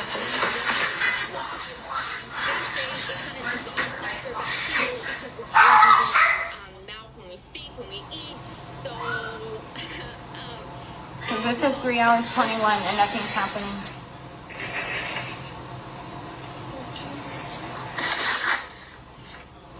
Hey, since she's gone, I guess I'll talk to you. So with all of this stuff that's happening, when it comes down to my family and everything like that, most part about it is just the fact that I didn't really know what was going on. So I did what I had to do in order to make myself feel better. But it was the wrong decision About living. when it comes down to it. Hey, Rosie. About living with his mom. That's what he's talking about. It was the wrong decision. Tracy, how you doing?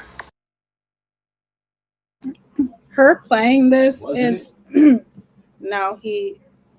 her playing this is literally so disrespectful to, like, there's no reason, and it's not necessary for her to play this. She played this knowing that the mother would listen to this and to hurt Letitia. Like, this is ridiculous. This is something that she did not have to play. This is really disgusting that she would even play this, because yes, he lives with his great grandmother. She raised him, and then he chose at a certain age to go be with his mother. And then maybe he missed his, because his grandmother raised him, but that doesn't mean that he didn't love his mother.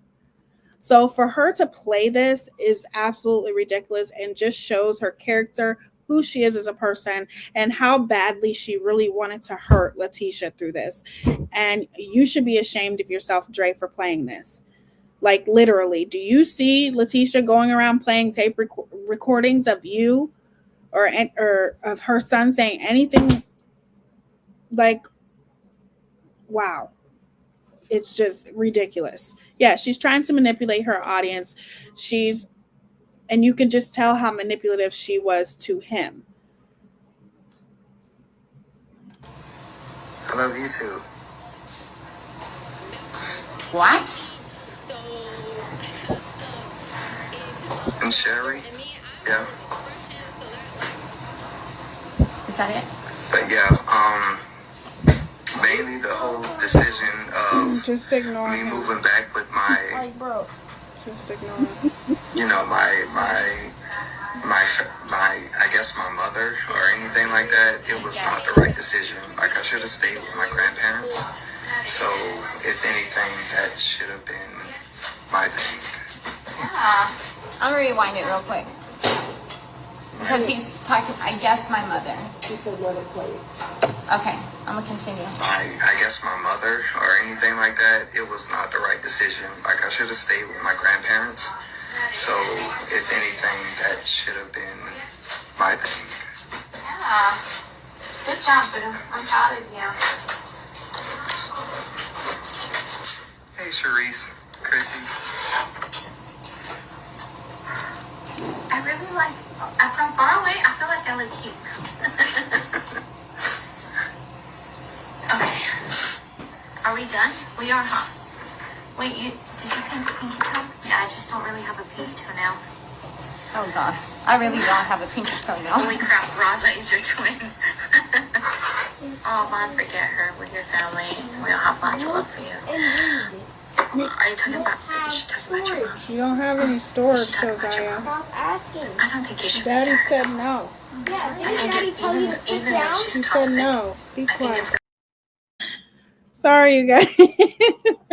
That's just my household. Like my little boys argue all the time. My 11-year-old and my 6-year-old, that's all they do is argue, and we're just the referees. That's what we do.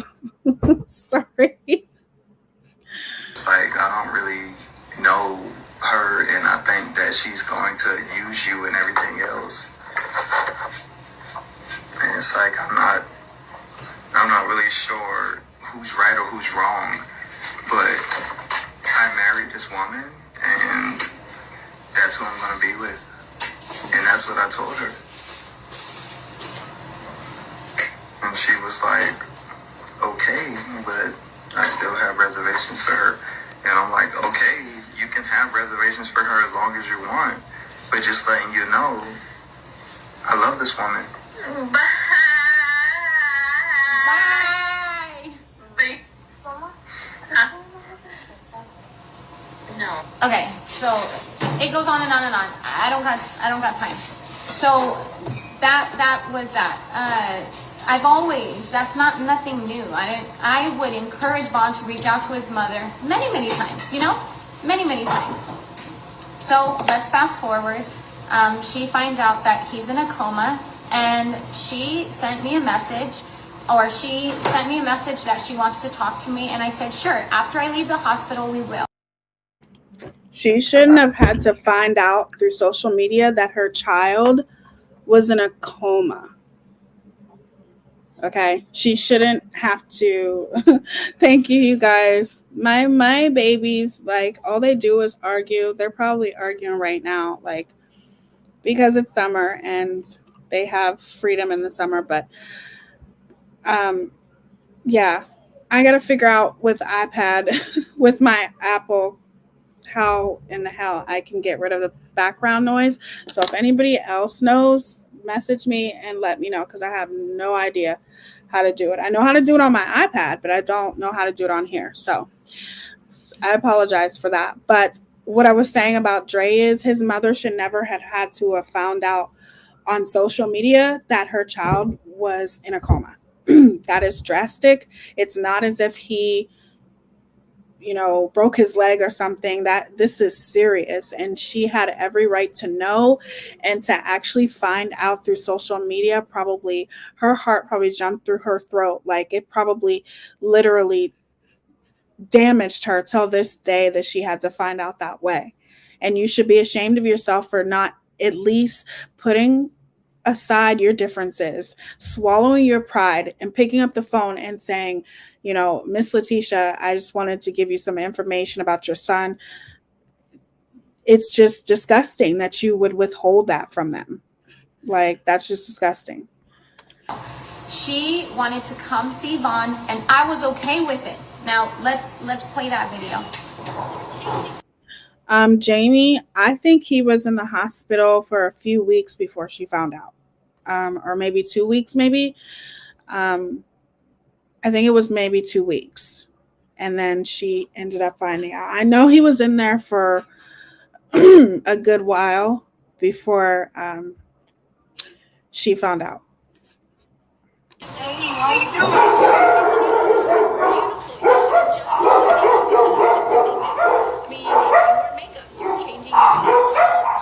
Let's go to the room.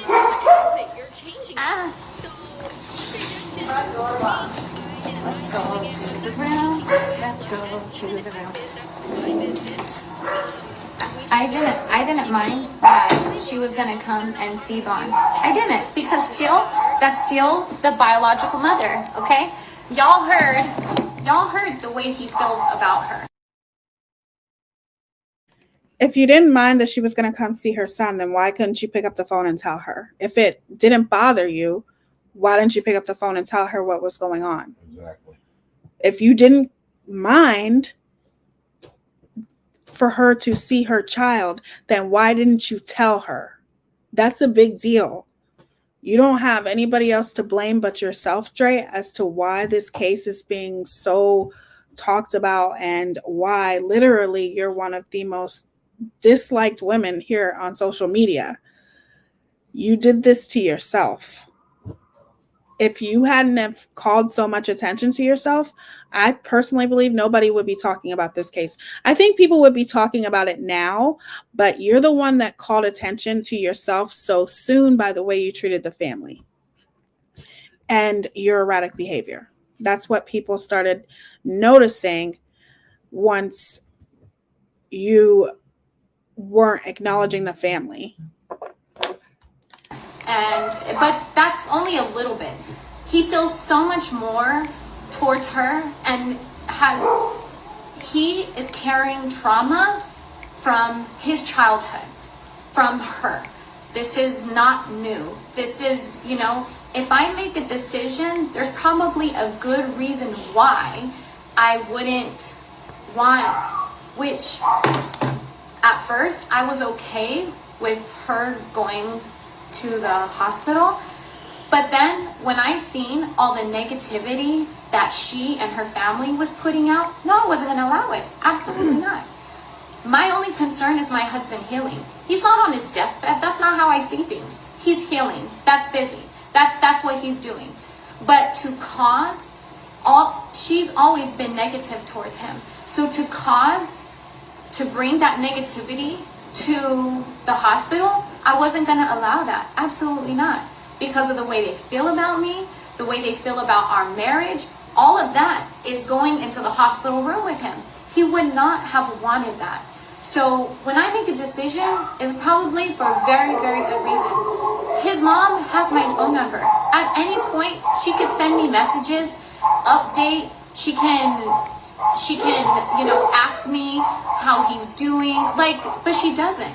She has my phone number. She's contacted me before. So why isn't she asking for daily updates? If she wants to have information, she can message me. I would message back. I would tell her information should she ask for it. But putting everything online, acting like she's trying to contact me, no. So I just want you to hear the beginning of the conversation. How are you? I'm good. How you doing? I don't even know where to begin. I would never trust I her just got either. really one good question, because I know you don't really Exactly. his condition. She's like, because I know you don't really. No, she had to stop herself. She was gonna say, I know you don't really like me. I don't have any ill will towards her or any negative feelings. I don't feel anything. It's just I don't hold onto negativity. Whatever. That's Vaughn and his biological mother. That's their issue. That's not mine. That's their issue. But let me show you. I just want to prove that I was okay with her coming. But you're not going to hear that. You're not going to see that, because she's not going to tell that side. Is there any way possible I could come up there to see my son? Yeah, of course. Yeah. Okay. We're in Tucson. I don't know what I'ma drive. Because I don't want to fly. Because I ain't never flew before. First of all, I don't know who it was that said in my comment section. Like I said, anybody is entitled to their opinion. I don't know who it was that said in my comment section that Dre had offered Letitia a ride to come see Vaughn. I'm still waiting for the proof of that, because that's a damn lie. She never offered Letitia a ride, for one. And for two, she literally lied about his condition to his mother. And she's she's withholding information. She still is. Like, this woman is insane. Yes. So I'm gonna drive. I heard on the video that you posted, that you sent me, that y'all in Tucson. Yeah. And you keep saying that Letitia was against your marriage, that the family was against your marriage. I don't believe they were against your marriage, okay? And that's how it is with narcissists. They literally will take something, manipulate it, twist it, and make it seem like just because this woman expressed her opinion to her son when he first met her and when they were going to get married, that means that they're against the marriage.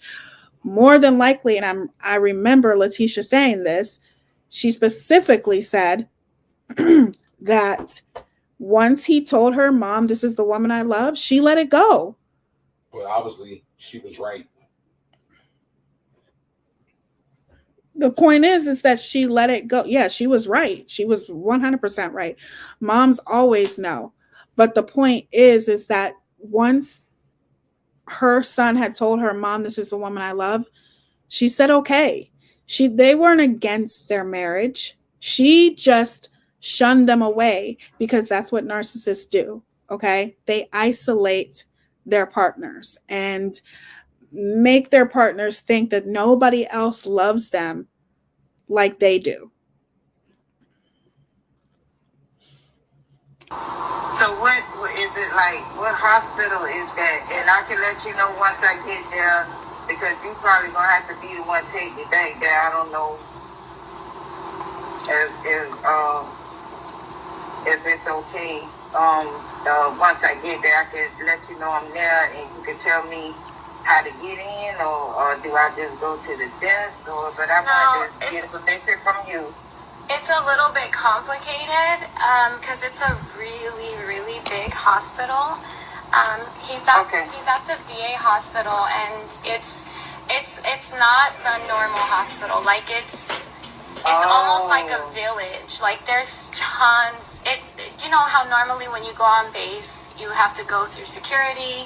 Well, it's somewhat similar, but what if they want to place him with similar but not. But it's super big. Like I would definitely want to show you how to get it. Information. Yeah, just so that you're not lost or anything. Because for the first, okay, so it goes on and on and on. You can still hear me in the background. However, what I will say is Dre did say yes, but she left out the part where she moved him. She moved him, to another hospital. That was when he was in the VA hospital when she spoke to Letitia. We all know that she moved him a few times, allegedly, in my opinion. But I'm saying she moved him, so how was Letitia supposed to see him?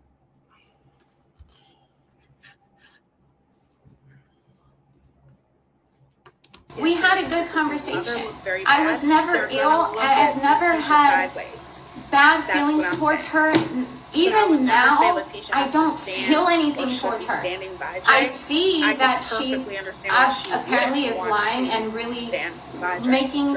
I think I was doing a live stream in the background or something. Things seem bad between me and her, but it's not. I don't care. I don't care. If you, and I seen someone's comment, I don't care what terms we are on. Like, if my kid's in the hospital, I'm going to the hospital. Well, yeah, that's what his biological father did. He showed up to the hospital, and I thought it was his biological mother. And you turned him away when he showed up to the hospital. Well, you tried to turn him away. You told the hospital to call security. Okay? The only reason why his biological father was able to see him is because that was the hospital's rules. Okay? They told her straight up, you don't get to say who comes to the hospital and who doesn't. Yes. You don't get to say that. When he showed up there, if it would have been your choice, his biological father wouldn't have been able to see him either. And and let me just read to you the message. Hold on. Because, you know, it's really like that. All of a sudden, she wants to be Mother of the Year award, acting like she's always been there for him, and she hasn't. That's not how she was acting. All she wanted to know was what happened to her son. And she wanted to see her child. That's not acting like Mother of the Year. Nobody claims to be Mother of the Year. You're just pissed because people see you for who you truly are when this shit started. You don't have to discredit this woman and make this woman look like she's just this horrible person. She never claimed to be Mother of the Year. But you claim to be Wife of the Year. That's what you claim to be, and you're not. That's not how she's ever been. So then I said, after much thought, reflection, prayer, and considering all variables, it is in Vaughn's best interest to limit visitors at this time. We are in a critical stage of his. Oh my God. That is ridiculous. So you say that she could see her, and then once she comes, then you change your mind. You're full of shit. Okay? How come it's okay for you to see him, but it's not okay for his mother to see him? So now the part where you just play doctor, like you've been playing doctor, and you're sitting here telling his mother when she can and can't see him. That's what started this whole thing, Dre. So you can be mad at yourself for why this case is the way that it is now. It's because of you. And for the sake of his recovery, it is best that I remain his only visitor for the That's time it, being. Josiah. Even his children haven't Sorry. That's me yelling at myself. visited. With COVID still in play and his white blood cell count be elevated, it is best to limit the amount of people to which he comes in contact with. So regardless of this, you know, everything I had said, because he had C. diff, he was getting infections, he had pneumonia, he had MRSA. Like, there were a lot of things that were happening. Like, it was not good. And COVID, I had to wear this big old helmet. He was going through a lot. So it wasn't in a negative way. It was just to protect him, and in a positive way, which I will always protect my husband and do the things that I know he would want. Him reconciling the relationship, you know, trying to, you know, help them with the relationship. If she wants to have a relationship with Vaughn, which he wanted, he reached out to her recently and they had a great conversation. And he was so happy, and I was happy for him. Like, that was really good that they reached, it was good. It was really good. He was so happy. Then a couple weeks later, he reached out, hey Mom, just want to let you know that I love you. And her response was, love you more. But she, again, never reached out. And when they talked that one time recently, you know, it's always a guilt trip, like, why haven't you contacted me? Why haven't you? Hold on, my friend Chrissy's leaving. Give me a second. Whenever, if he asks about his mom wants to reach out, sure. But down the road, you're going to hear that Vaughn would have stuck by me without a doubt and would have supported, you know, me keeping them at a distance because of this. Because he would never want harm done to me and my family, and that's what they are doing. So now you're the victim. This is what this is. This is you playing the victim. And Vaughn wouldn't want you to be in danger. First of all, the only person you put in danger is yourself, because you literally kept his family from seeing him. I don't believe Vaughn would have wanted that at all. I believe with Vaughn being a Marine and being so family oriented, I believe that he would want his family there, and I believe that he would want everyone to put their differences aside for his sake. This is about you, Dre. This is not about anybody else but you. And all you keep talking about is me, me, me. Vaughn wouldn't want this for me. Vaughn wouldn't want this for me. What about Vaughn? You're not talking about what he would want. You're talking about what he would want for you. That's all you're talking about. Vaughn would want his family to be there. I can tell you that right now. He would want his mother. He would want his brothers. He would want his sisters, his father, everyone to be there that he loves and that loves him, not just his wife. But because you isolated him and it was only you for so long, you think that he don't care about nobody else but you. Mm-hmm. That's what you think. Is bringing harm to us. So that's that. You brought harm to yourself. The mother has every right to fight back. And that means she has every right to take it to social media just like you have. Just like you have exploited her son and allegedly, in my opinion, taking pictures while he's in the hospital bed, smearing your spit all over him, degrade all that kind of stuff. She has just as much right to talk on social media just like you do.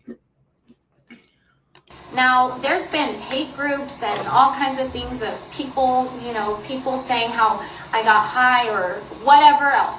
Listen, I used to do a lot of really bad things in my past. I used to smoke weed all the time. I used to run around with,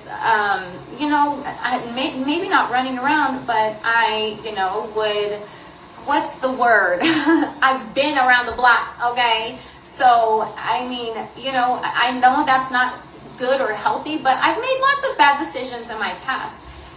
That's not something that I've hid from people. That's not something that I've ever, I've always have.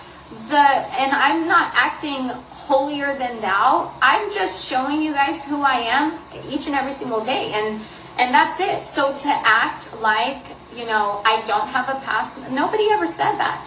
People are just trying to dig up things from my past, which are just okay, and what?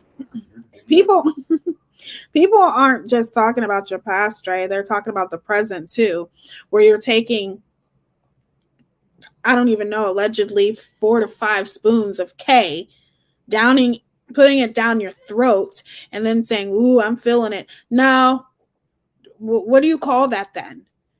When you're saying, "Are you feeling?" I mean, that's recent. All that stuff is recent. That's not from the past. If you have seen nothing yet, Exactly. If a video like what is surfacing is bad, oh, you ain't seen nothing yet. We've all have a past, and the person who's trying to, how does the Bible say, pull the rafter out of your own eye before. You are such a hypocrite that it's just disgusting at this point. Well, it's been disgusting. You don't want people bringing up your past, but you're bringing up everybody else's past. And then you're sitting here justifying your past. But what about you bringing up Letitia's past?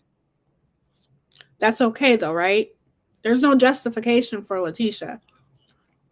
She gets no kind of empathy. But you're supposed to get empathy. It doesn't work like that. If you're bringing up everybody else's past, they have a right to talk about your past too. But people aren't just talking about your past. They're talking about the present too. These videos that people are pulling up with you on, with the K allegedly and all that kind of stuff, that's recent. That's not from the past. You take that little splinter out of somebody else, it's come on. So it's, me being a mother is being called into question and played, and these hate groups are trying to reach out to CPS to get my children taken away from me.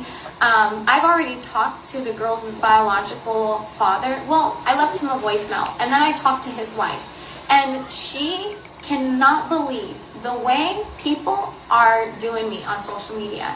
She is so shocked. She told I beg to differ. I don't know. I would have to see proof of that. And another thing too, you're sitting here talking about these are hate groups. These are not hate groups. I would never be a part of any kind of hate group. The 2 groups that I'm a part of are literally just bringing up videos of you where it's very suspicious, very sus. That's all these groups are doing. They're not doxing. They're not doing anything. They are literally you're calling them hate groups, obviously, so people won't go over there and see all the loads and loads of evidence they have of your egregious behavior. It's just awareness. They're not hate groups.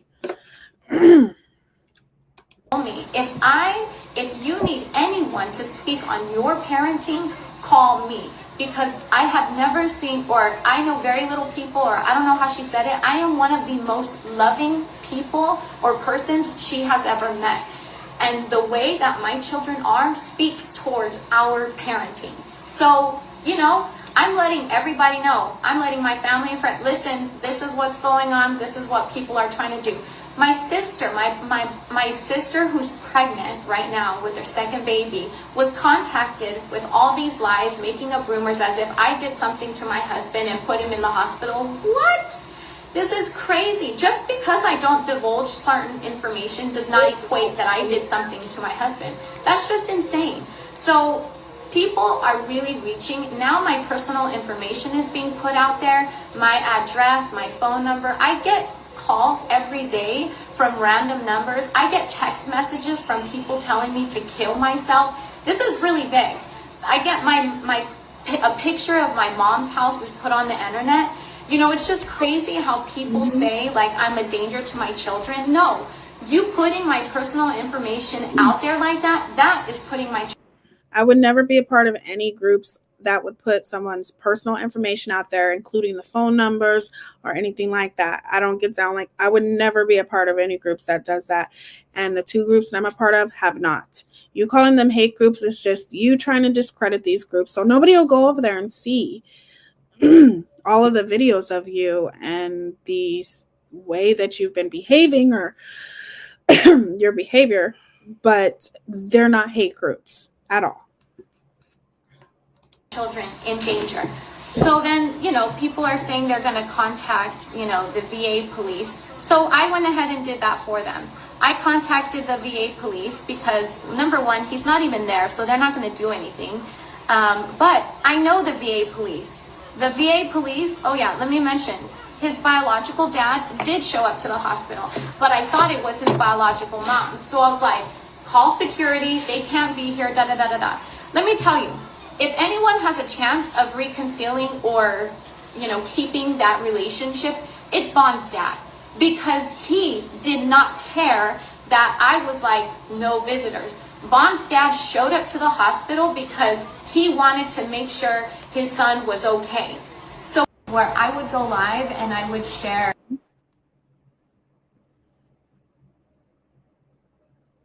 them with the if she wants to have a relationship with Vaughn, which he wanted, he read many times about it. I think that's the end of it. But let me tell you something. Without a crystal ball, that's sitting there saying why Dre called the police or called security is because she felt afraid of Vaughn's father's past, his biological father's past. Well, there's your answer right there. There's your answer. And the answer is she was not afraid of anybody, and she wasn't afraid of Vaughn's father because of his past. You using that and saying she called security without a crystal ball because of that is low. Okay? That was low. Even she admits right here. She called security because she thought that it was Vaughn's biological mother. Not because she was afraid or in fear of her life in any way, shape, or form because of Marvin Sr. So there you go, without a crystal ball. Yet again, you are proven to be the most lying, conniving, deceiving creator here on YouTube. So before you guys hear a lot of the things that, but after all the negativity that I seen was going on his side of the family towards me, you know, calling me names and all this nasty stuff, I just didn't want that in the room with him. Look at the way he feels about me. Look at the way Vaughn loves me. He wouldn't want that in the hospital room, especially if it affected me. Me. That's the only person she's talking about. It's me. Who cares about anybody else? Me. I. Do you not see how narcissistic this whole entire video is and how selfish it is? And y'all will see. Eventually, down the road, down the line, which whenever Vaughn wakes up, I'm not going to bring all this negativity to him. He's healing. You are going. He's had things in my past. You know, I used to, listen, my children, no.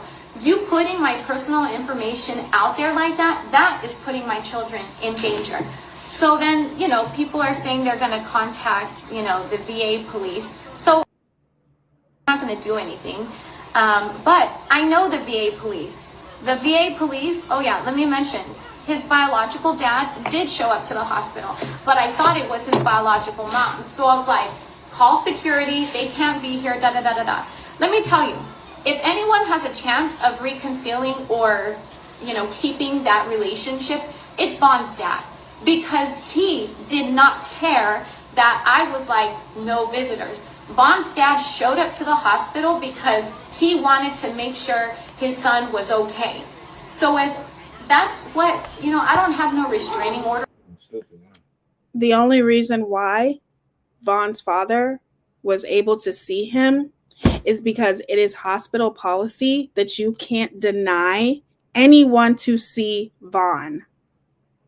That's the only reason why he was there. He was able to see him. So that's a lie. Immediate family. Yeah, you can't deny his immediate family or anyone to see him. And that's why you moved him. Against his biological mother. If she wanted to show up to the hospital, she very well could have. But she wasn't going to put in that type of effort because it's all for show. To show that she really cares about him when she doesn't. It's, again, all for show. You know what I'm saying? But his dad did show up and did see Vaughn. Now, whenever Vaughn would see him, his vital signs would just, his heart rate would skyrocket. I would see dried tears coming out of his eyes, which showed, and they would dry with a white film, which shows that he was stressed. But there would be times when his dad would be in the room and his heart rate would not go down. They would have to give him medication after medication, Ativan, propanolol, which is to drop the blood pressure, heart rate, because it would make him stressed out. And I'm sure that if his dad came here with a positive energy, and it's not really just his dad that's negative, I don't even have anything bad to say against his dad, but the stepmom, oh, she's straight up wicked, you know, trying to act like. No, you're wicked. You're wicked. You need to call the police and get a police report. Listen, if Vaughn's been to 2 different hospitals, now 3. If they suspected me as being a cause of his brain injury, then they would have handled their own investigation. In fact, the police already know. Like, this is not new. Again, just because I don't. That's bullshit. The hospital aren't investigators. Okay? That's the police's job, the detective's job. The hospital is there to take care of Vaughn. Okay? If they suspect something, maybe they could say something, but the hospital is a hospital. They're not investigators.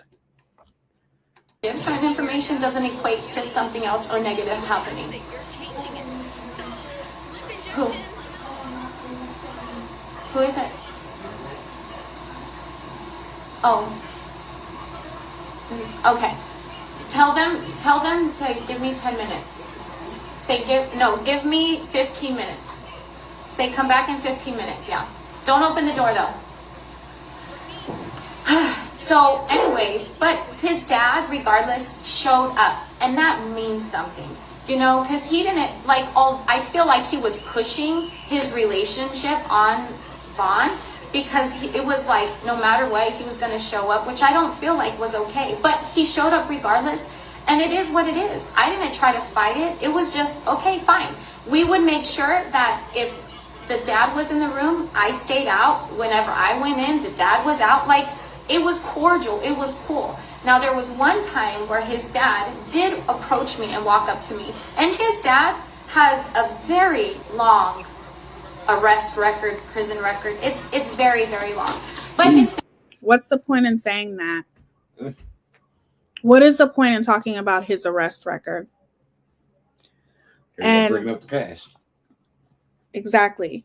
But it's okay for you to bring up people's past, which we all have one. And let's not forget that when Vaughn's father approached you and to have a conversation, you told him that you did not want to speak with him without some kind of witness there, like the hospital counselor or somebody. You wouldn't even speak to him without having some kind of mediator, which is ridiculous. And it shows something ain't right.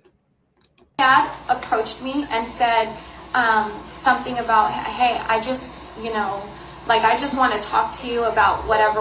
And I said, okay, well, listen, if you want to talk, maybe we should have someone else in the room. Like a social worker. A social worker did want us to sit down in a room together. So that would have been perfect, Who does that? Was she guilty? Who does that? You can't even have a conversation without having some kind of a mediator. You don't even know him. He couldn't ask you any questions without having somebody there. Wow. That just shows right there. Just because all the lies and the rumors that are being out, I didn't want just nobody else to hear what was going to happen. I needed a witness, right? So then I told him, I'm more comfortable if someone else is here. So then this is what he says, because I didn't record the very beginning of the conversation, but here's this. I just want to know what I did wrong to my son. I never did nothing wrong to God, my son. I know I would have been like, I know I'm in and out of prison. Okay. So this makes this. So he says, I never did nothing wrong with his son, and whatever else, although I haven't been in his life because I've been in and out of prison. So then this is my response. Makes me uncomfortable because of so much drama that's been happening. If you want to talk, like I said, I don't mind, but I would rather have someone here so that. Just wait. And now I have to see if you ate your food. Of course. Take care. So we had a very short. That was horrible right there. All he's trying to do is have a conversation with you. Just a conversation. And you're literally telling him that you don't want to speak with him without someone being there to witness you guys' conversation. Like, what in the hell? Who does that? Sounds like paranoia to me. And you're recording him. Exactly. She's recording him without him even knowing. That's illegal in some states. Conversation, and it was very short conversation. And I said, I don't mind. I would just be more comfortable if somebody else was here in the house or here, speaking with us. So then, because they're saying that the VA police is going to be contacted, I contacted my connect in the VA police. And let me tell you what they said.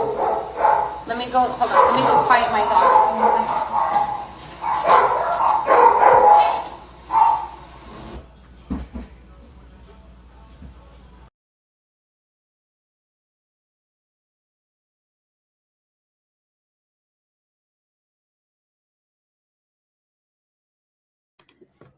That's enough of that. I think that there is a little bit more, but I stopped it there.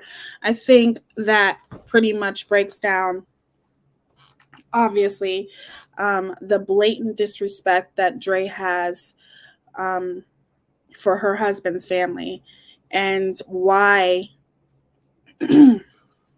this kind of blew up the way that it did. And her doing that video literally made it worse. Everybody was paying attention to her. The groups were started, but she felt as though she needed to do that video to tell her side, but she wasn't telling her side. All she was doing was bashing a mother that just wanted to see her son. And just because Letitia didn't come the same time as Vaughn's father did, what does that have to do with anything? You weren't even going to let Vaughn's father see him. You asked for security to be called. At the end of the day, this is what everybody started questioning as to why she couldn't talk to him, why she couldn't, why she couldn't let Letitia see. Everybody was outraged about this. And this is outrage that Dre herself caused. She caused this outrage. I'm going to show you guys a couple other things real quick.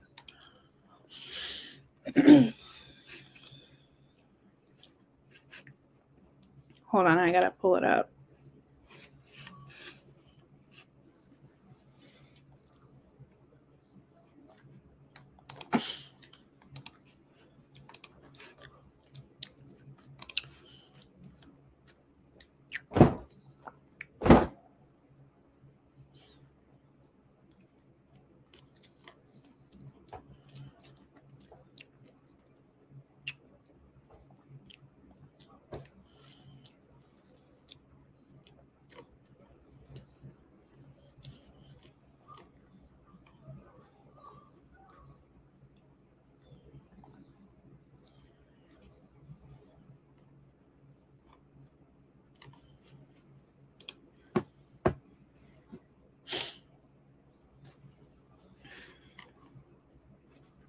I'm in my car and go over to Tucson my damn self. So if he does have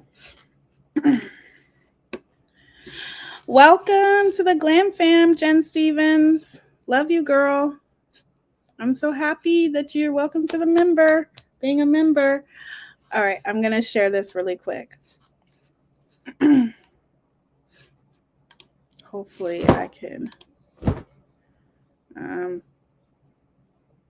Which one is it? Okay, it's this one. I'm so happy you're a member, sweetheart. Welcome. Okay, let me play this real quick. If he does have another seizure, I will put him in my car and go over to Tucson my damn self. So I will take him over there myself. He only has seizures maybe once a month, but whenever he does, it's like back to back. Even the doctor here, I had told him, because he had a seizure here, and the doctor didn't want to give him any kind of medication. And I told him, like, he was like, oh, he broke through his seizure by himself. And I told him, like, it doesn't matter. Like, he's going to have another one. And Ativan is the only thing that stops him. And he didn't want to listen. So he didn't give it to him. And then what happens an hour later? My husband has a seizure. And he bites his tongue like he's...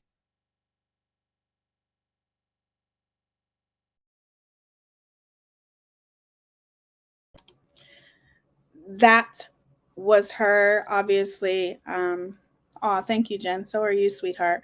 That was her, obviously, talking about the hospital, him being in the hospital, how she didn't like how the hospital was treating him, and then she ended up moving him to another hospital. Okay. I saw a video of her daughter jumping every time Dre got close to her, fearful. I felt concerned for the kids. Yeah. When she was they were cutting something, I think. And she jumped every single time Dre got like close to her. Yeah, I've seen that. I agree, Running Bear. I think that's maybe what she was allegedly. I'm not sure, but she definitely became very, I don't know. Her whole demeanor, she was just being rude, obviously. There's a couple things I want to show you guys too. Have they talked to the kids? Not yet. I don't think so.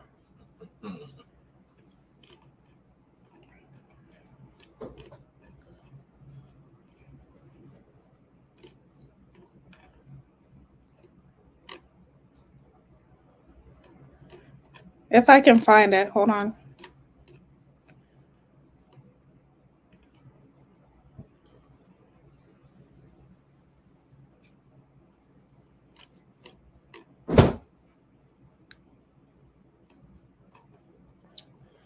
Okay, so this part here I want to show you guys is how manipulative Dre was towards Vaughn. And you guys are going to hear him saying it. Stop it.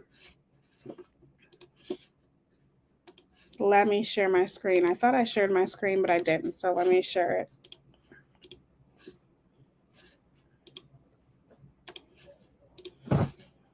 Which some of you guys have maybe already seen this, but I'm going to show it again. And this is her pretty much forcing him to come on camera. Stop it. Wait, wouldn't incriminate you? No, it's not. Stop it right now. Get over here. Stop. Come on.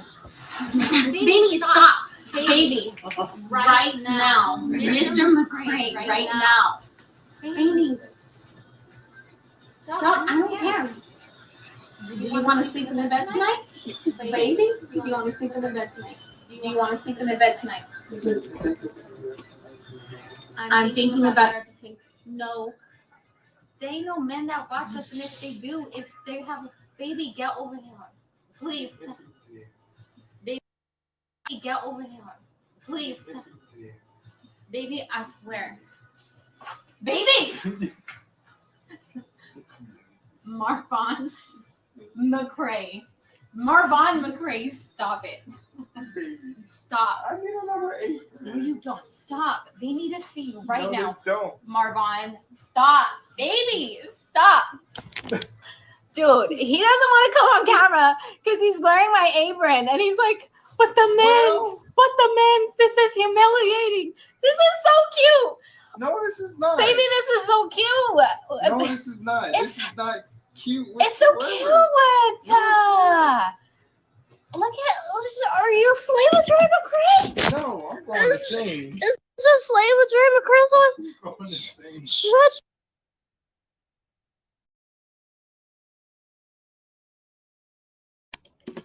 Obviously, he didn't want to come on camera. And she said, you guys heard her say, do you want to sleep in the bed tonight? Like, really? Like, I don't understand that. Like, you're basically threatening him to come on camera.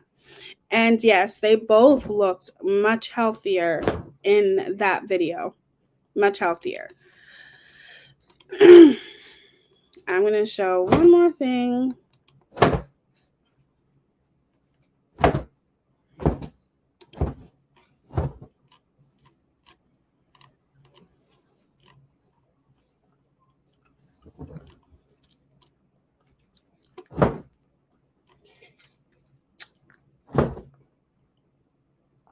Tear these from games.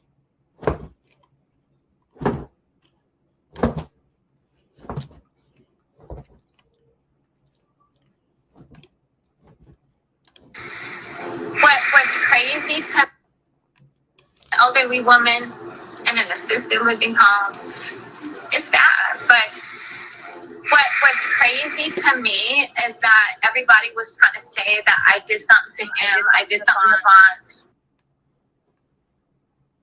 An elderly woman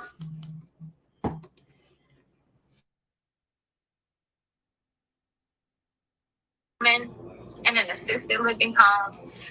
It's sad, but what's crazy to me is that everybody was trying to say that I did something to him, I did something to Vaughn, and now they can actually see the police report, and they still think I did stuff. What? Like, how sick in the head do you have to be to blame? You know, it would be different if it was attempted on anything else. Ew, I'm sorry. Me and my children are happy, healthy, living our best life over here. Yeah. My husband hated going to the hospital. Anytime we took him there, we had, like, people don't understand, like, we've had this conversation, me and my husband, many times. And he has told me many times that he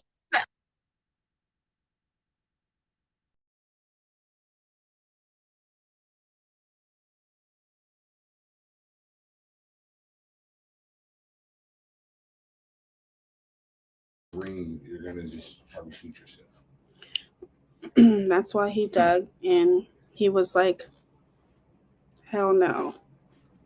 Think about that. And somebody asked me something else. Do you have the video where he was begging for money? No, I don't have that video. But if anybody else does, you can send it to me. And I'm going to show begging for money in his own relationship. He's begging for money. So she wanted to control his money.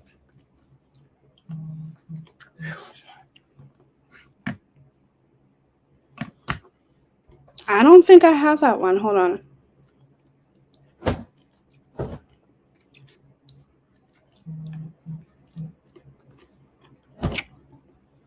This one is interesting too. Now, you guys know how I've been breaking down Dre's behavior. And wait, I think I did see that video. I think I did. I think I've played it before. I may have played. Yeah, I did play it. It's when those two were arguing, I think. But as we're breaking down her behavior, you guys remember when we had spoken about Dr. Sebi.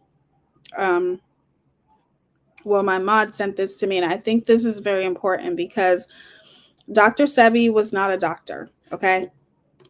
He wasn't a doctor. He was somebody who claimed to be a doctor. He had no educational background to back up any of that, okay? So here, I'm pretty sure Dre says here, hold on, I'm going to pull it up. I think this is important because of how she follows Dr. Sebi. And Dr. Sebi is who she looks up to, and she gets his books and all of that kind of stuff. So I think that it proves a lot in this video. Hold on, I'm going to bring it up.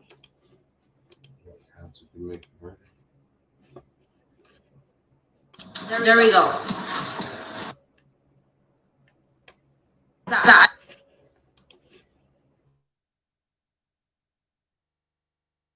don't want to be. There we go. I would say check with your holistic doctor. But see, the only thing is that I don't want to be. I can't. What I talk about publicly is basically all there is to say. Like, if there's other questions that I didn't even think of, I can talk about it, but I would prefer to do it publicly instead of like through DM privately. Do you know what I'm saying? I just got to watch out for myself. Because listen, if the government is trying to ban this stuff, listen, I'm not trying to be like Dr. Sebi or Sebi or however. You know, once you find natural herbal stuff that works, then all of a sudden people come up missing. Okay, let's just keep it real. I ain't trying to die. I don't think my family would even know how to function.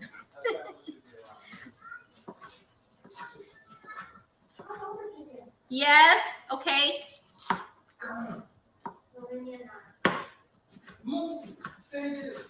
Get out of here. What happened?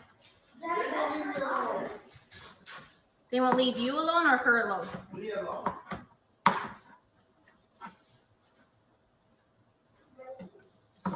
Psychopaths? No! Not psychopaths. What? I'm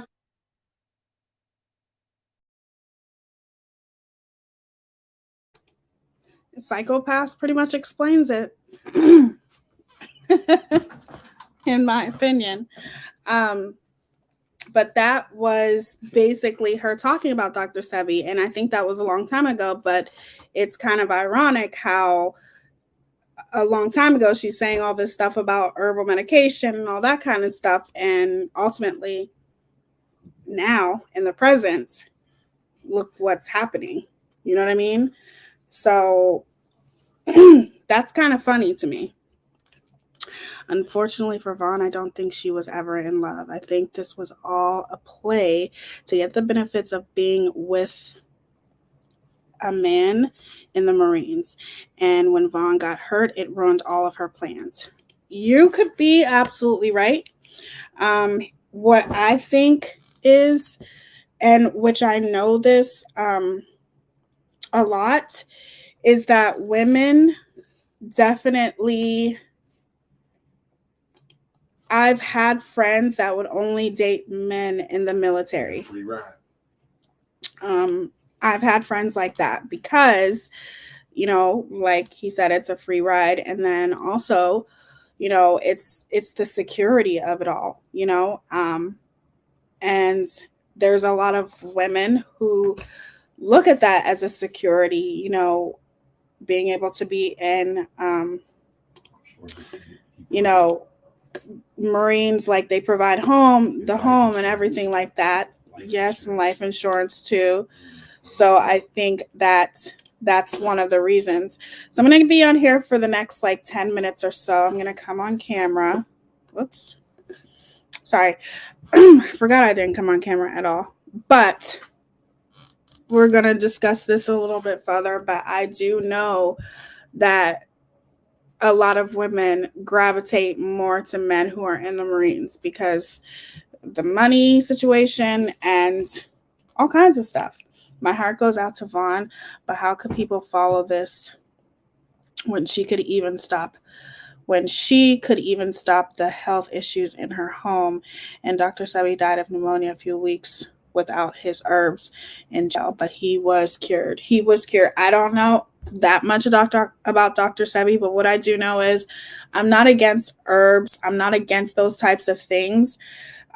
What I am against is how Dre did it. And how Dre did it was playing doctor to not only herself, but her whole family without getting any kind of professional not going and talking to a nutritionalist or talking to an herbalist, somebody who's certified, someone who has the professional background to be able to guide her and her family into doing what's right. And I don't recommend that to anybody. I don't recommend the way that she did that with her audience and recommending all these things, saying she could cure this, she could cure that. I don't agree with that. So, I'm not against herbs and I'm not against that type of lifestyle. I'm not against a holistic lifestyle. As a matter of fact, I'm sure my family and I will try that one day, but I'm not going to do that without talking with my doctor first, without talking to somebody who is professional and can guide me in the right direction. And that's not what Dre did. They lost a drastic amount of weight, and to me, in a very unhealthy way. You can look at the difference with people when they lose weight, when people lose weight like in a healthy way, and when people lose weight in an unhealthy way. They lost an obscene amount of weight. They literally did not seek any kind of medical advice of any kind. And in my opinion, I don't agree with that. I don't agree with that at all. I'm not saying that I'm against a holistic lifestyle and herbs and all that kind of stuff, but I am against the way that she did it. Hey, Yanni from Australia. How are you? Okay. Not to mention all of that cheap jewelry that is literally covered in lead and arsenic, and it is. I've actually looked up that. Hey, Goose. Hey. I've actually looked that up too, and there is a lot of unsafe things in that cheap jewelry that she sells. When you change your lifestyle in that way, you need to be talking to a doctor first, and that's not what she did. She was playing doctor. This is all allegedly in my opinion, but she's playing doctor, and that's a risk. That's very, very That's not safe. And I don't agree with the way she went about it. Tia, absolutely. In every natural, I'm very natural, but I would never say being natural to cure you, because it can't. It can make you feel better, but I have lupus. Nothing, not even pills or herbs, can cure me. Stable? Yes, absolutely. How could she be so holistic when she used cheapest Walmart and Walgreens makeup? There's nothing wrong with that type of makeup, but when you live a holistic lifestyle, you're not going to be going and getting Botox and all that stuff. I can tell you that right now. You're just not going to be doing that kind of stuff. You can't tell me she doesn't know that they have natural makeup. They do have natural makeup, and she should know that, but I'm sure she doesn't. I'm just saying, with all the Botox she gets, you know, she wears hair, she wears nails, all of that stuff. That's not living a holistic lifestyle. That's a huge contradiction. That's not natural. What do you got to say, Goose? I'm sure you have a lot to say. Well, I won't say everything, but just a couple things. Like, first off, I'll kind of like work backwards for a second. So one thing I noticed was how she said that she had talked to her ex-husband's wife, his wife. She never said she talked to the ex-husband.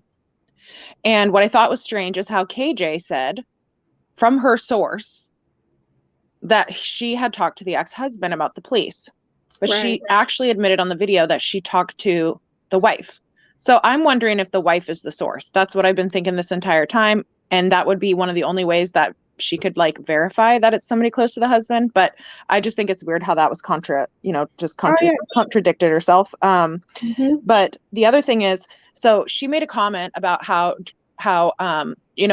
during that kitchen live when Vaughn was talking about how he was so excited to talk to his mom, and he made the like, reeling her in and stuff.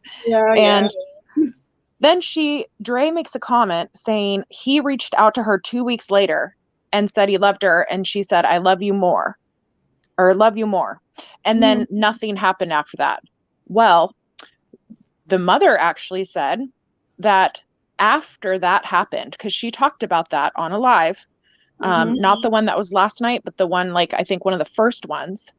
It could have been last night, but I can't remember. I'm pretty sure it was one of the first ones. But she talked about how after that, he had sent her a bunch of pictures of the stuff. And she reached back out to him, and then he never responded to her. And then that's when she got concerned and told I think it was maybe her daughter or somebody like that, and was like, oh no, he's pulling away. And maybe people in chat will remember this, but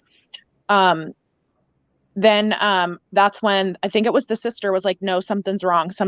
And then right after that, like within a few days, is when they found out something had happened. And so I think, with what she said, thinking that either A, she's lying, or B, she didn't know that Vaughn was actually talking and texting with his mom more. Because she probably didn't know.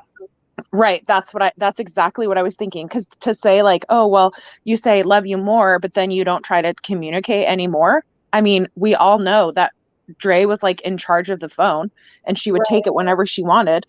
And then I just think it's weird how she said, that she could reach out and ask about, how he was doing and this, that, and the other. Well, I think we all know, because of the text messages that came out, that in order for Letitia to see him, she had to basically make a public statement.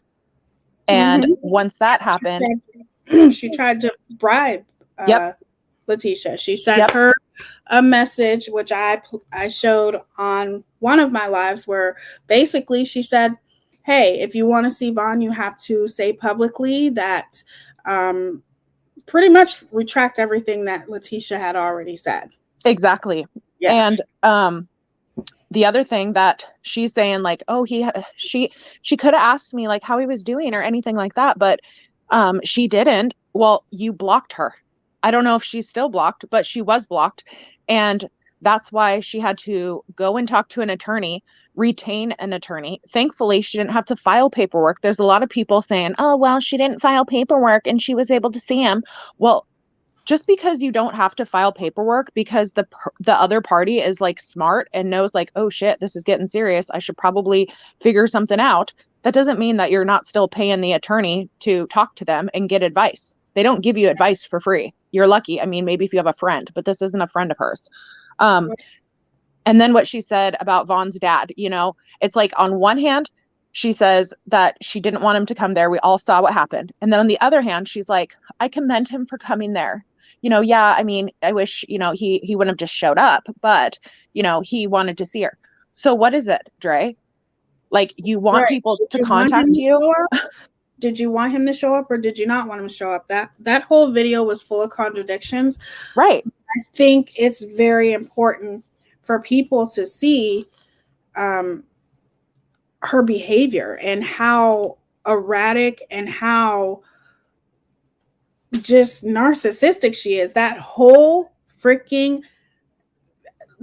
video was me, I. Everything in that video had really nothing to do with Vaughn. It was her saving her own ass so people wouldn't look at her like she was this horrible person because she was keeping Vaughn away from his mother. Right, exactly. And she also she, you know, in the video, like you said, she's talking about how, you know, she's like, yeah, I wasn't the perfect person, you know, like I had my things I did in the past. And I'm like, yeah, we know that. You were only married to your ex-husband for 8 months, but you had 2 kids with him. So, I mean, he's seen how she was. Yeah, he was like, screw this, I'm out. But like, I always wondered, like, did she, like, how old did she have her kids prior to marriage? Did she have, like, because I thought that she actually met Vaughn like before they were officially divorced. I'm pretty sure that actually KJ talked about that when she looked at the divorce paperwork, she realized that they were only married for 8 months. Mm-hmm. And then that the actual divorce paperwork wasn't finalized until like, because there was even something about like their marriage and stuff. So that part, I don't know if people in the chat remember that, but I'm 99% sure that like she wasn't which I understand people get separated all the time. That's not what I'm saying. Right. What I'm saying though is like she was already like, because she only dated Vaughn for 6 months, I think, before they got married. Yeah. And so if your divorce wasn't finalized until, which I just thought of, in the state of California, I'm pretty sure that you can't get divorced within like 6 months. Like in Washington, it's 90 days. But I think California is 6 months. So I just think that's a little bit odd.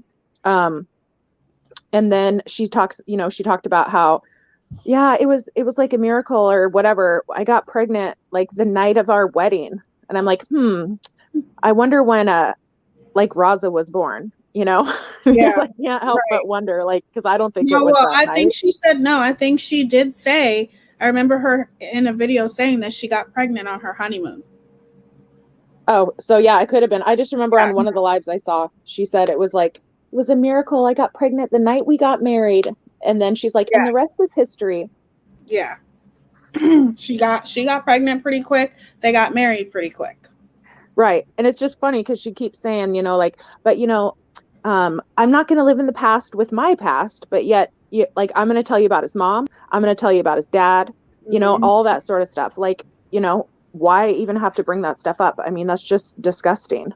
And she brought that up to discredit Letitia. And like I said, in my personal opinion, I know that video can make people frustrated and can make people mad, but we all have to recognize that everybody has their own side of the story.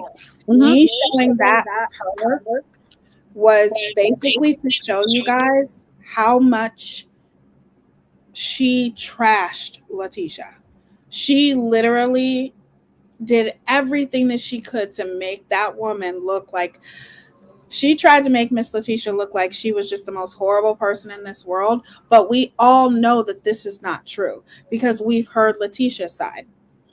We've heard Miss Letitia's side. We've heard all of the things that she's had to say. And the reason why I believe Miss Letitia is because she has not trashed or defamed or anything. She has been so classy throughout this entire situation. She has not said anything bad about Dre. The only thing that she has done was defend herself against the video that Dre did. And all she has said is that, look, she didn't say she never liked Dre. She just questioned her son for getting married at such a young age to such an advanced woman who already had 2 kids, who had already been married. That's all she did, was express her concern. Once Vaughn told Miss Letitia, look, this is the woman I love, that was it. Right. That was it. And if you think about it too, like, she couldn't even say like, well, she kept bugging us or this, that, or the other, you know. It's like, I think really anybody who's either seen a friend be manipulated or be kind of, I mean, I'll call it as it is. Like, I think she was abusive to him. Like, I mean, we've seen it in the videos, how she treated him and the manipulation and all that sort of stuff. You know, do I know if she was physically abusive towards them? I'm not saying that, but I'm definitely going to say verbally abusive with the way, because she put it out there for everybody to see. And, you know, I feel like she likely manipulated him, and like you said, the grandmother or great grandmother does have dementia. So how much was like not because my mom has dementia. You know that? I heard she had dementia. Right. I can't remember where I heard that from. It might have been Dre said it herself. Yeah, I thought so. Yeah. Yep. She did say that herself. And I can tell you, like, now my mom has been diagnosed for 2 years, and lately things have started to progress more. And she says things that are just not, you know, she has good days and bad days, but some days it's like, well, that's not exactly how it happened, you know? So we don't know if Dre is literally saying these things to the grandmother and putting these thoughts in her head purposefully to kind of twist the memories. And then she's talking to Vaughn, or we don't even know if Vaughn still talks with his grandma or not. And just one other thing too, about like, she was talking about how he was only making like $1,000 in the military. That would really, really surprise me, because when I sold cars back in 2007, so 15 years ago, I live in a small town where the income is a lot less than it is in California. And so the Coast Guard here, we would do a lot of deals with them. And the income for them at that time in 2015 was like $1,200 a month, was the lowest that we would see. That was for like an E2, E3, like real low rank. So it would really surprise me so Vaughn would have been like, say, 21 years old, because he's 29 now. So he would have already been in for 3 years, because he got in as soon as he got done with high school. His mom talked about this. You said you were going to link the video so people can watch it, but she talks about his childhood. She talks about like his favorite drink. He loved Kool-Aid, and they would mix these 3 different flavors. And she's like, I think they called it jungle juice or something, you know. She'd talk about his favorite cartoon. She would talk about when he was in high school, he literally, starting as a freshman, he went to like a resource center and decided he was either going to go into the military, but only the Marines, or he was going to go into some sort of like a engineer, like aviation engineering or something like that, because of where they lived. And she said he chose that he was going to go into the Marines. So starting as a freshman in 9th grade, he literally went 3 times a week for 4 years to the training area that was close to the, it was, obviously he wasn't a Marine yet, but they did this for people that were going to go into the military.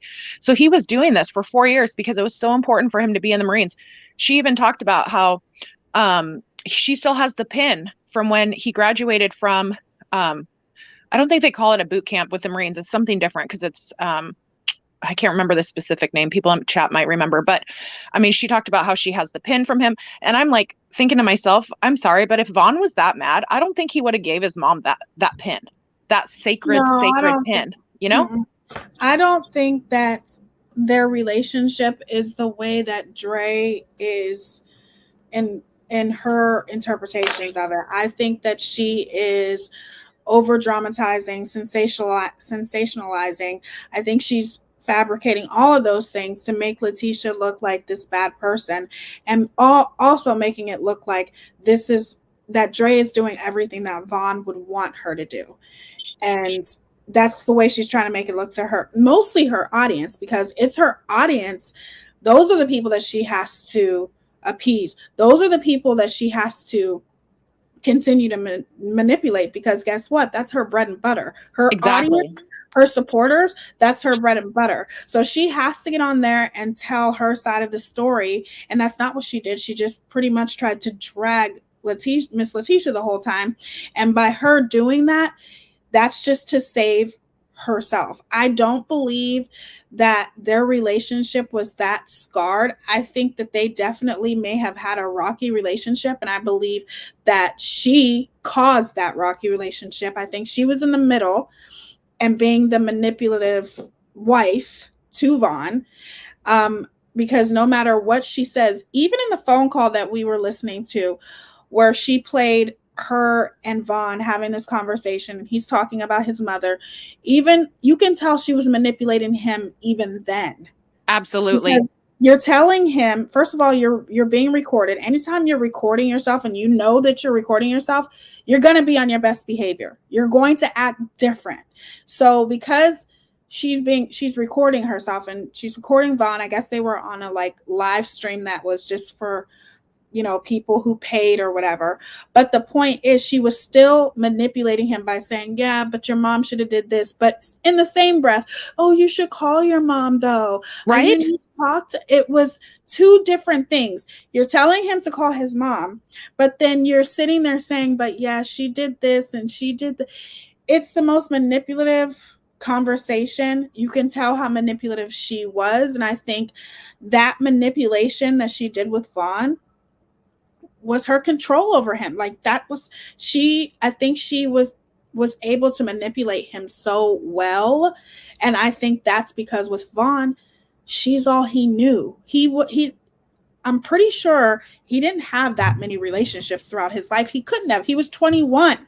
Right. Yep. And I think that, like you said, with the manipulation, like basically, I think as soon as she found out that the mom was like concerned, even though she wasn't like, I don't want you to be with her, this, that, and the other, she was just like, you know, I'm concerned, you know, maybe take some time, you know, kind of slow the brakes a little bit. So you've got his mom being concerned a little bit, and then you got her basically pressing on the gas, being like, well, no, we're not going to be together unless we're going to get married, because, you know, like this, that, and the other. And so, you know, he wanted to be with me, so we went and got married, and then nobody even found out that they were married until they were actually already married. So then I think that, you know, her manipulating him into like, well, your mom doesn't like me, and then whatever else she was saying to the grandmother, and then like to him, I'm sorry, but in my opinion, I think that she was probably saying, well, you know, your grandma told me this about your mom, and you know, this, that, and the other.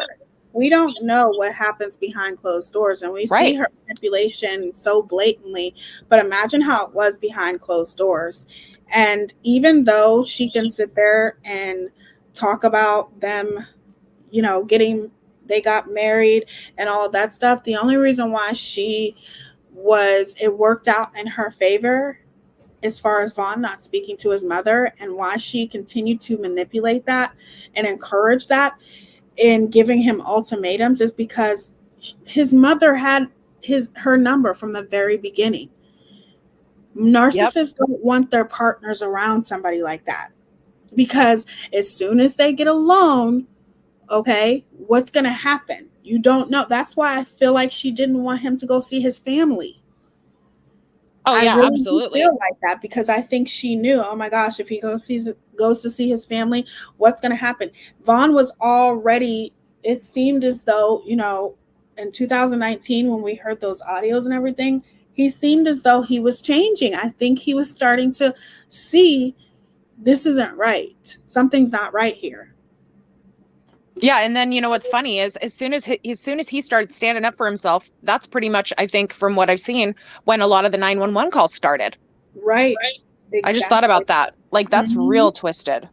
Yeah, that's when a lot of the 911 calls started, and I believe that's when she started being more guarded as far as him not having money, him not having a phone, all of those things, because I think at that point, when you are in a relationship, eventually if you're in a toxic relationship, eventually you're going to wake up.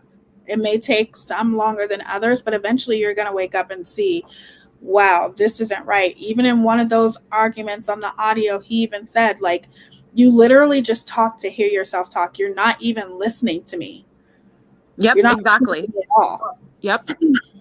And I think that, you know, she was abusive, obviously, even with the money. And some people who don't know what that's like. I mean, it's awful when somebody literally takes like everything away from you. And then if you have a child with them, it's like, you don't have a car, you don't have a phone, you don't have somebody you can call. You know, people say go to the neighbor, but if you don't know your neighbor and your wife has been calling the police 25 times on you, like, you're not going to feel like you can just easily leave like that. You have to formulate a plan so that you have an actual family member there with you for when you get out. And I was just thinking about the police is another manipulation tactic too. Yeah. Yeah, exactly. And everything about the relationship was very manipulative on her part. And nobody is saying that Vaughn is perfect. Nobody's perfect. Nobody's perfect in a relationship. But it's definitely blatantly obvious. Even in that audio, he said, you only use me for your own personal gain. And I truly believe that in a lot of ways she did. If it wasn't for Vaughn, she wouldn't be where she is. No, exactly. And you know, it's funny because one of the people in chat had written a comment. It was King Daughter or earlier on in the video. And she said, hard for her as a single mom in her 20s, but she wants to give Letitia crap at 14 and 16. Exactly. And exactly. I mean, and then the other thing is, you know, back to when she was saying about the car payment, like, yeah, $490 is, you know, that's a payment, you know, but I'll tell you, when you do finance, and anybody who's had a loan, you really need to be making, like, most car dealerships, when you get financing, you're going to need to make like, your payment needs to be like usually like a quarter of your payment. So maybe a third if they're like graceful, if you have like good credit. But if you're just starting out, they want your car payment to only be a quarter of your income, because they take into consideration your rent and all that sort of stuff. So when you do that, he was more likely making probably $2,000 a month, maybe like $1,600, probably about $1,600. Because again, when I go back to 2007 and I was helping people that were in the Coast Guard making $1,200 a month, I remember that the payment needed to be at like no more than $300 a month. Sometimes we could get it done at like $350 if they had a little bit of money down. So I don't believe when she says like he was only making $1,000 a month. But also, like, she was talking about how, you know, it was so hard for her because she was living on Section 8 and living off the system. And then she was talking about how her daughter was getting disability. And I don't know if people remember this, but her ex has had a really good job for quite a while. And we have to remember that this was in this would have all started in California. She would have got divorced in California. And like, I think before she sent him the email or whatever, calling him a dumbass about his income, and then like being stupid and being like, I make this much money, to where it got lowered. I believe that the child support on the two kids was like $1,600 or something. I mean, it was a very substantial child support payment.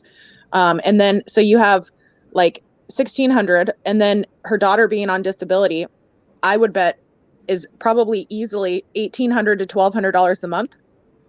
And right. Then you've got TANF and food stamps, most likely. And then the Section 8, which is probably, some people don't have to pay at all. Some people, it could be $25 a month, $75 a month, depending on the place. And so for her to be like, oh, it was so tough for us, but yet if you're getting, you know, $800 to $1,200 a month just for your daughter, and you need to buy her a mattress, and you're getting food stamps and TANF and $1,600 in child support, I mean, that's $2,800 take home right there. Like, I know that's not some crazy amount, but $2,800 after taxes isn't awful when you're not paying much for rent. So, you know, I just think it's crazy. You take that and then you add Vaughn's like $1,000 or $1,500.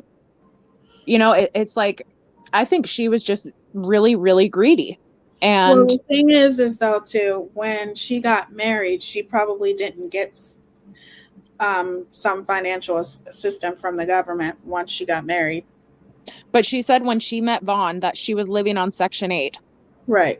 And so at that's what I'm talking about, is when she was with him before they got married. And then you never know, like, I don't know, like if they legally got married right then or not. I don't know if I think maybe KJ showed their marriage license or something. I'm not sure. I can't remember that part, but even so, just the disability and the child support, not even taking into consideration the other part, would have been probably close to $2,800 a month. And then whatever Vaughn was making, which I would say after the car payment was probably $1,500 at least. I mean, that would be low. And that would be if he was provided here's housing. the thing with the whole financial thing. First off, when you're getting government assistance, even though they may not have gotten married and they were still together, if she reported that he lives with her, they'll still take that income. The government will. Oh yeah, absolutely. Living there. Yep. Second, and I think second of all, as far as with the finances and everything, we don't know that she's telling the truth. We don't know how much he made. We don't know how much she made. We don't know how much she was paying with the rent or anything like that. The point is that she was struggling before she was with him. Right. And then she complains because she's struggling while she was with him. But she's sitting there saying, I'm not going to struggle like this. Okay, but you were struggling before you were with him. And yes, I can understand I can do bad all by myself, but you're the one prior to them getting married told him that he didn't have to worry about the girls. She told him that. There is a video, and if I find it, I will link it in the description below, where she's talking about how they met, and she was talking about how they got married and how he was expressing concerns. He didn't want to marry her. Yep. And she straight up told him, oh, you don't even have to worry about the girls. You know, they have their own father. They have their own father. They get, I think, I don't know if she said child support or whatever, but she said they have their own father. So therefore, what happened with that? Mm-hmm. You know what I mean? Like, you're completely, everything that she was saying was either a lie or she's contradicting herself. I believe he was in the midst of leaving her and she wasn't having that. I agree. I agree too. He knows the whole story. That's my fiance, you guys. He knows the whole story because he has been watching me immerse myself in the story. Right?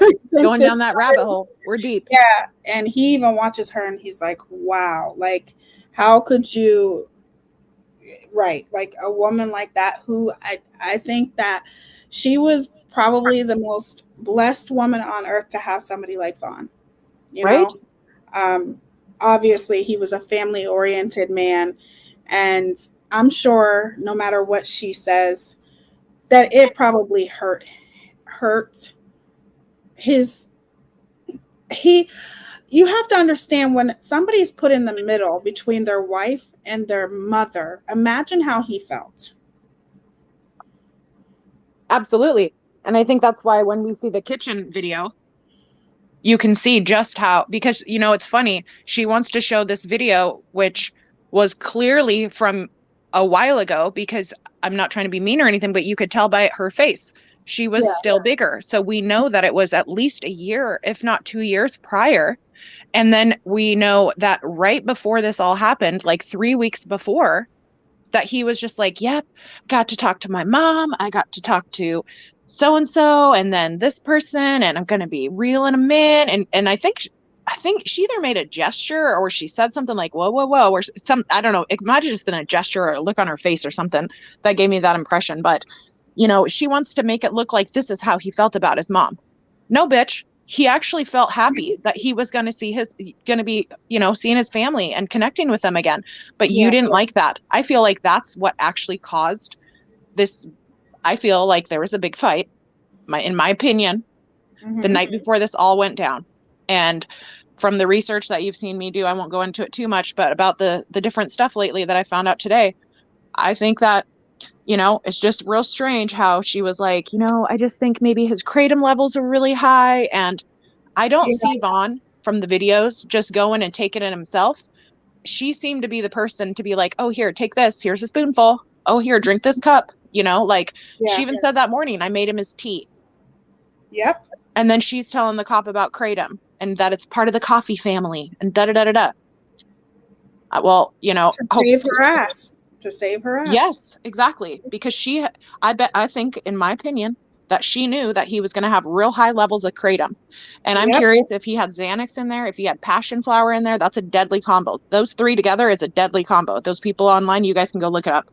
It is not good. Didn't you send that to me? Yep. Hold on, let me look it up.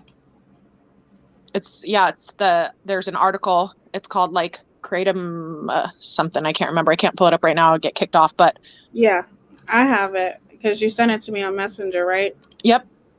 And it's scary. And this website even talks about how at the very top there's a red banner, and it literally says that they've like stopped sales or something. There's a thing at the very top that talks about how basically they weren't going to be selling or whatever. It was a kratom, I think like a company that maybe sold kratom, or we'll call it K for now. But it was really, I mean, when I found that today, I was like, oh my gosh, like, Teaya, you got to see this. And it was just crazy because it literally said, like, one of the things is K and passion flower should not be taken together. And then another thing is passion flower and Xanax shouldn't be taken together. We know he was taking all three of those. Right.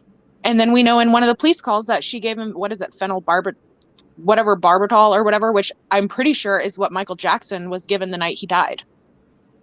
And then she calls and says that he like overdosed or whatever. I mean,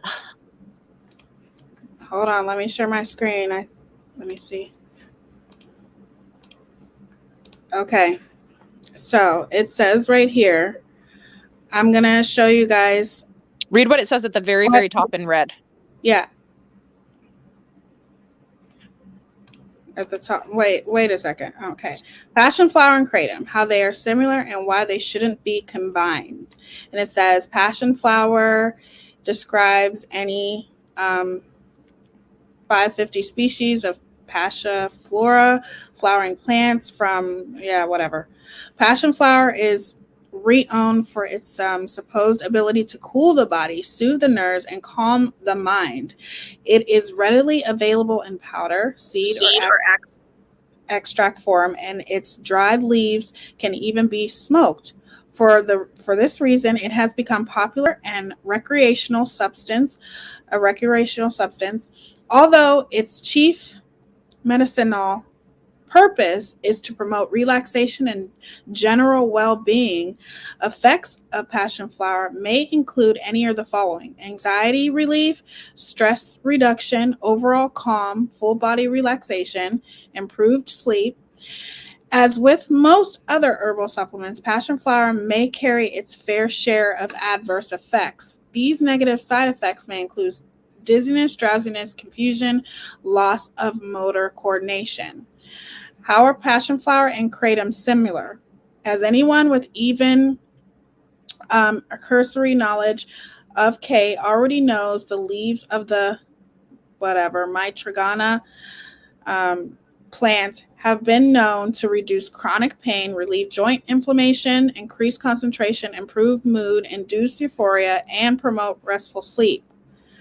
The Ayurvedic, whatever that is, shares many things in common with passion flower, particularly its purported capacity for relieving stress and anxiety, improving sleep, and reducing anxiety. Unfortunately, it too carries with a number of potential side effects, including all of the following: dizziness, drowsiness, dry mouth, agitation, heart palpitations, nausea, diarrhea, confusion, insomnia. It is important to keep in mind that many of these side effects only typically occur at high dosages, but users should always be aware of them. In case of stacking, users put themselves at a higher risk of experiencing these side effects. And then it says, is it safe to combine passion flower with K? No. Passion flower serves as a sort of mild MAOI, and as such, it exhibits some powerful effects, particularly when taken in concert with other chemical compounds. Since passion flower shares many strong adverse effects in common with K, drowsiness, dizziness, taking them together may potentiate whatever strong side effects. It may also result in overdose of K hangover. If you've ever smoked the devil's lettuce while drinking booze, then you already know that such combinations intensify all anticipated effects, often to overwhelming degrees. This is particularly true in the case of burning K in conjunction with passion flower extract. Of course, many experiences will vary, and no two people will react the same way, of course. Some users have said that passion flower barely phases them, while others have spoken of the potent sensations and instilled in them. After one user accidentally took a pill containing passion flower extract along with 15 grams of K powder, wow, they posted to the shroomery boards asking the community if they should be worried. Most responses were surprisingly unconcerned. In fact, one user wrote, should change the title of the thread to "Whoops, I slipped and fell into a warm jacuzzi." Bottom line, combining passion flower and K probably won't kill you, but there's no good reason why anyone should take that risk. It makes more sense to appreciate these herbs on their own merit, separate but equal. Be safe, be smart, and be well. So, read the red banner at the very top. It's right on your screen. Yeah, that. K crazy is seizing operations effective immediately. That's what I noticed like right away, and I was like, whoa, that's kind of crazy. Like, why would you stop immediately if everything's okay, you know? Exactly. Wow. And there was another article that I came across, I think it was actually back from 2019, but it talked about how the Poison Control Center was receiving a bunch of more calls having to do with like children even getting into it. And I mean, it was just, I think people think that it's so that because, like I said, there is a huge misconception, you guys, when it comes to herbs. I think people really, even myself, before I even looked into this case, before I knew anything about K, anything about passion flower, anything about any of these things, if I was to get into herbs and all that kind of stuff, I would think it's not, it's nothing. I would not think that it would have these kinds of side effects, and mixing them together would mean anything. You know what I'm saying? Like, I always thought herbs, it's natural, it's from the earth. It's not like these pharmaceutical Western medication where we know a majority of those medications, some of them, especially when it comes to pain relief and anxiety, definitely doesn't help you in the long run. But I would think herbs would be nothing. And we're very, very wrong about that. I think we're finding that out every day. And to me, Dre was mixing all kinds of stuff. Even that, remember that herbalist who left a comment saying this is toxic with her mixing cayenne pepper and all of these things? He's like, this is ridiculous. I've never seen anything like this before. Yeah. I mean, it's scary to think, like, when I saw that, and I think there was, I don't know if I sent it to you or not, but one of the things I saw, I was literally like, don't take K and Xanax, and don't take passion flower and Xanax. And so, and don't take K and passion flower. So imagine putting all three of them together when they're not even supposed to be two together. Like, right. I mean, and then T Breezy says, she did her research on that K, so she knew what to mix with it to cause side effects, I guarantee. Yeah. And he's usually right. Like, he really is. I think, and what he's trying to say is she knew. Like, eventually, she may not have known in the beginning, but he's basically, she knew. I think with his theory, he thinks he was leaving her. And I think, and I think a lot of people think maybe she tried to do whatever she could to prevent that. Right. And we have to think she had like 665,000 people just on Facebook alone there's no way that she didn't ever get messages from people saying, hey, be careful with Kay. Hey, be careful with this. Because she might have thought that she was like the smartest person. And, you know, at first was like, oh, I'm not going to be like Sebi, Dr. Sebi and this, that, and the other. Oh, but hey, now I can cure AIDS. I can get you pregnant and like all this stuff. So we know at the end that she was like, I know everything. If the FDA says it's dangerous, I'm going to take more of it. Like, I mean, even the stuff that I found out about giving kids stuff, like really one of the only things that was like actually more on the safe side was kava or just kava. Like, but I mean, she was mixing kava and passion flower together. And we obviously know, like that one video you played where she was getting mad at the doctor about like not giving him Xanax. Like, I think it was pretty obvious that like she was likely wanting that. And I also wonder too, with all the times that she had to go to Mexico to get Xanax, but yet he had a script at one point. So why would you not go back to the doctors and get another script? Oh, unless you're running out of it early. Right. Because he's not taking it as much, but you are. So. And that's another thing too, Nikki Rex. Hey, sweetie. I don't, like I said, I stopped watching her. But I definitely, if I was watching her, I would have all these concerns right now. I would be like, wait a minute, you know, because I guess that would be when I'm introduced to everything. There's no way that I would be okay with watching a woman sit there while her husband is having 8 seizures. And no way am I blaming the audience or anything like that, but I just don't understand.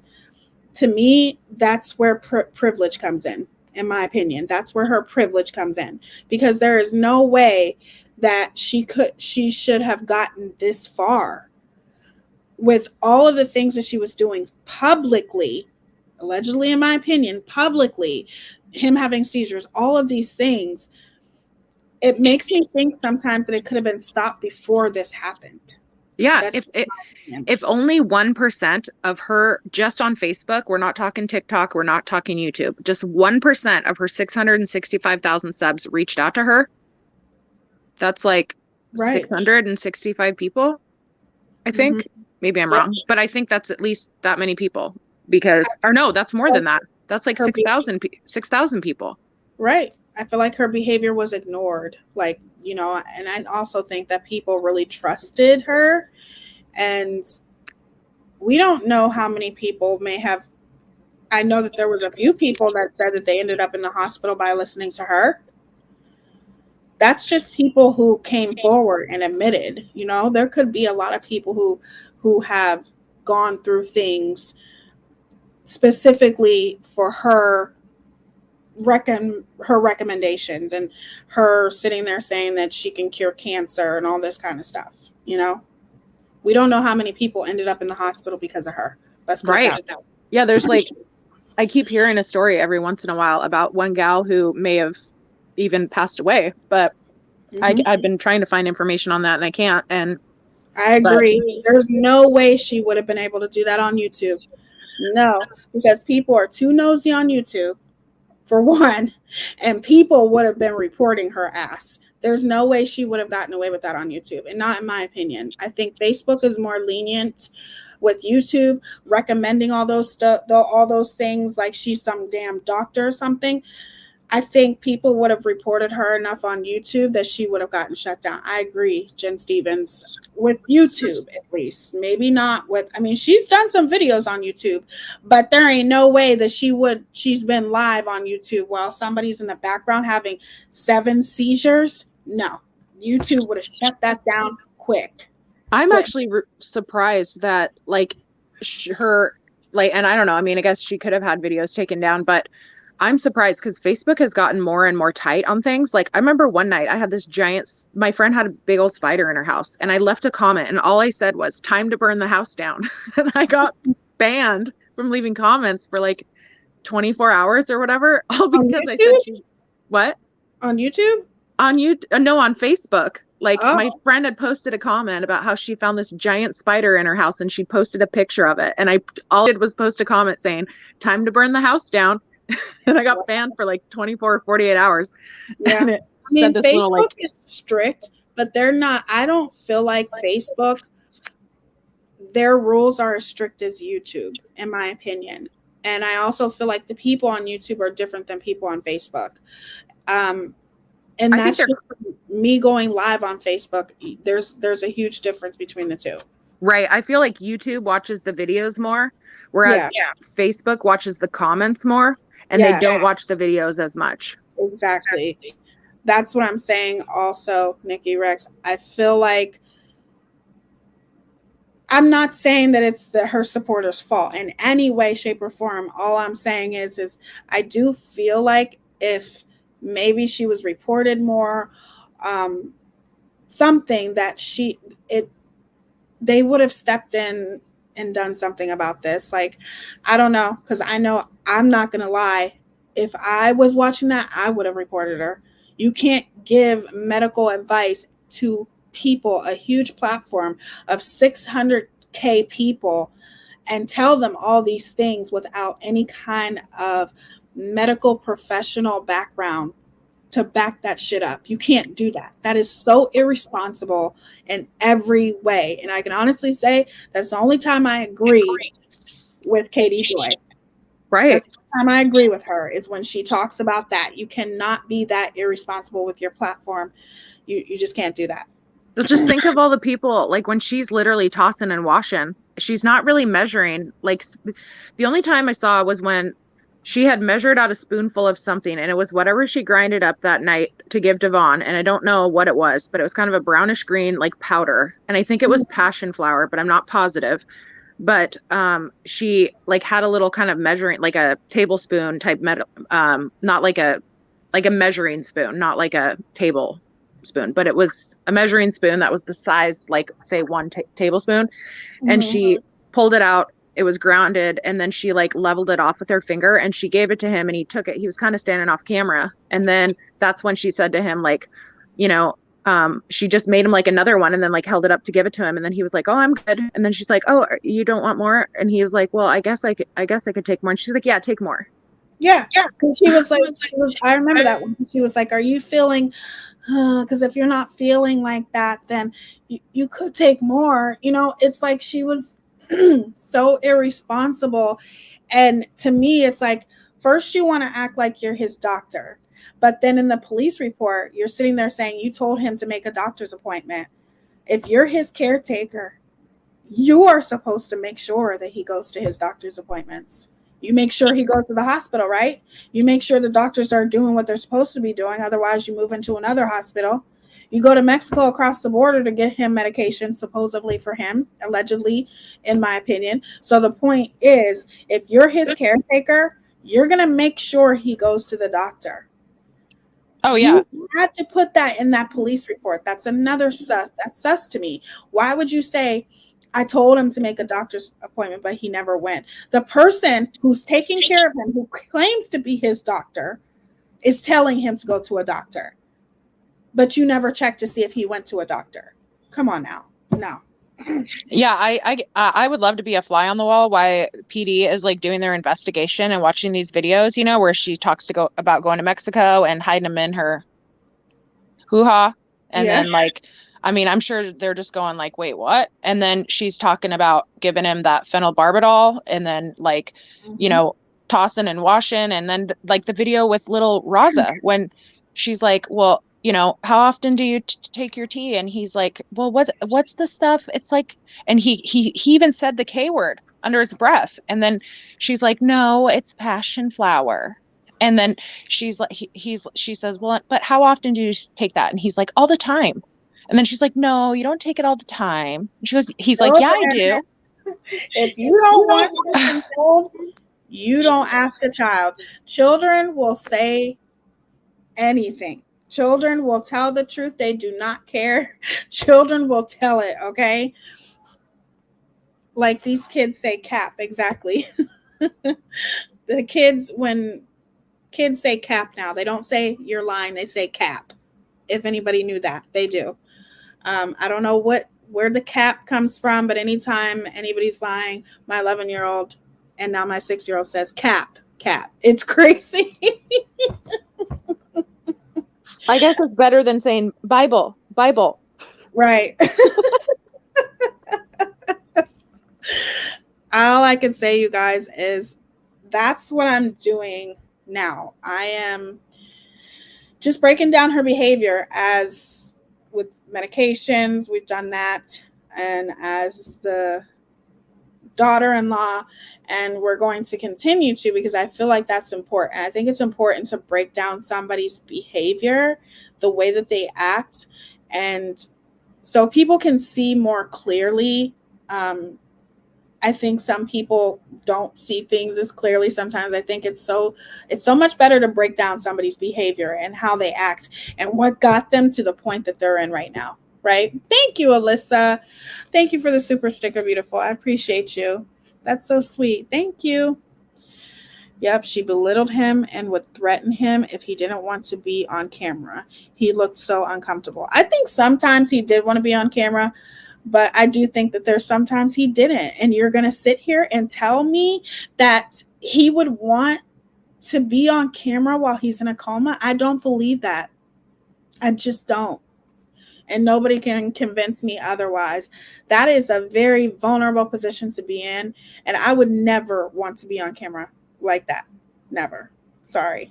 That's just me. And I don't believe that he would want to either. Hold on. No sense at all when I saw it immediately 10 seconds into a video. I think a lot of people are just outraged by her and hoping for some kind of, if at the most, I would think negligence in some way.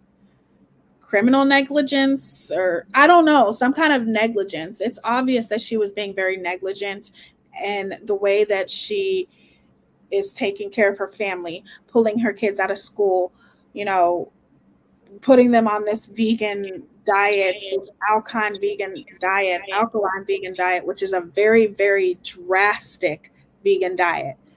If you look at all the things that you can have on an alkaline vegan diet, I'm sorry, just my opinion, no offense to anybody who's on it, but it looks miserable. I don't know if you ever looked it up, Goose. I have.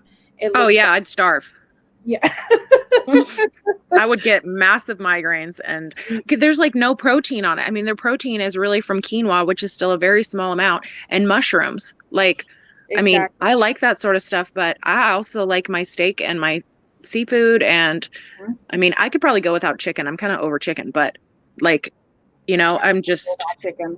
And it's funny because she wants to talk about. Thank you, T Breezy. Love you. I appreciate the super sticker. Thank you. Go ahead. She wants to talk about, how Letitia had a child endangerment or whatever. Again, she was super young. We don't know how old she was during that time. But what about her current child endangerment? Yeah. What she's giving these children, taking them out of school. Like, yeah, that's not endangering them, so to speak, but that's affecting their welfare. And then feeding them this diet. Like, I mean, and then, I mean, we can obviously tell that at least one of her kids is scared of her because the video of the daughter with the knife. And she's like, "Oh, you're scaring me."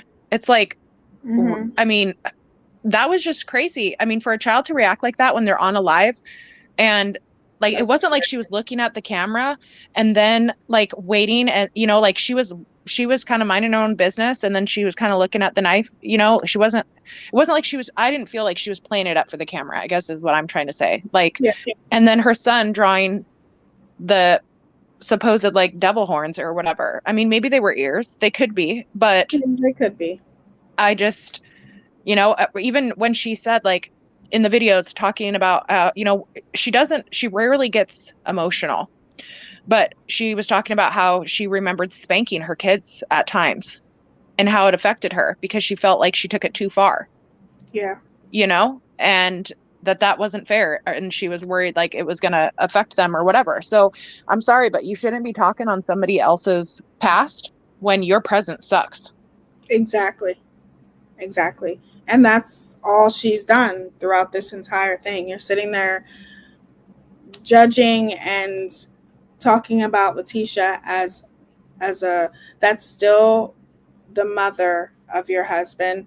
And to me, I don't think she has any respect for herself. So how could she have any respect for anybody else, in my opinion? But the way that she has handled this thing thus far, this is what it started with. She didn't have to go live and do this. The only reason why she went live is because she had to do damage control to her audience. And you're sitting there talking about, you can be a struggling single mother, but Letitia can't be a struggling single mom. And Letitia was only 14, and then she was 16. Right. She was a baby. I commend her for being most teenagers at that age are not responsible enough to even make that type of decision. All they're thinking is, no, I'm keeping my babies, but then that their babies could be in a not so good situation. And she did what she had to do for her kids, and then she eventually got them back, and sometimes when you're living with your grandmother for so long, she's all you know, and there's nothing wrong with that. But she makes it seem like they had this whole toxic, horrible relationship, and I don't believe her. I don't believe that they had that type of relationship. I believe they may have talked sometimes and then stopped talking, but I think it was because of her. Right. I agree. I really do. I think that she's the one who was that whole divide in Vaughn and Letitia's relationship. She's the one, conquering divide. And exactly the way that he is at the hospital, it's always him, her, and the kids with no kind of outsiders. And she's like that till this day. And even to end it on this, you guys, and this is definitely something to think about, she is still controlling the situation because, yes, Letitia has been able to see Vaughn, and I think that's amazing. That's what this started over, and she has been able to see him. But yet, the first time she goes to see him, it was supervised. Okay. And it's going to be that way. Yeah. Why should a mother have to be supervised in order to see her son? That's ridiculous. Okay. Dre should never allow something like that, but it shows her character. And then also, she's not allowed to get any kind of medical information about her son. Letitia is not allowed to have or know anything medical that has to do with her son, how his brain functioning is going. He's off the ventilator. She's not allowed to know anything. The person who has control over that is Dre. And that's fucked up. That's messed up on so many levels. Why can't his mother know his medical condition? Right. Why can't she know? I think she's concerned because she feels like if his parents knew or whatever, they would be fighting for something different. I think, she's big on the vegan diet and everything, but I feel like given his situation and given like how thin he is, he shouldn't have lost 20 pounds being in the hospital. He didn't have 20 pounds to lose. Anybody could look at him prior to going into the hospital. He was already too thin there. And then you're going to lose 20 more pounds while you're in there. I think she's worried that she will lose control over, what she wants them to give him and this, that, and the other. And she tries to say, well, he was really active and then he went in there and this, that, and the other.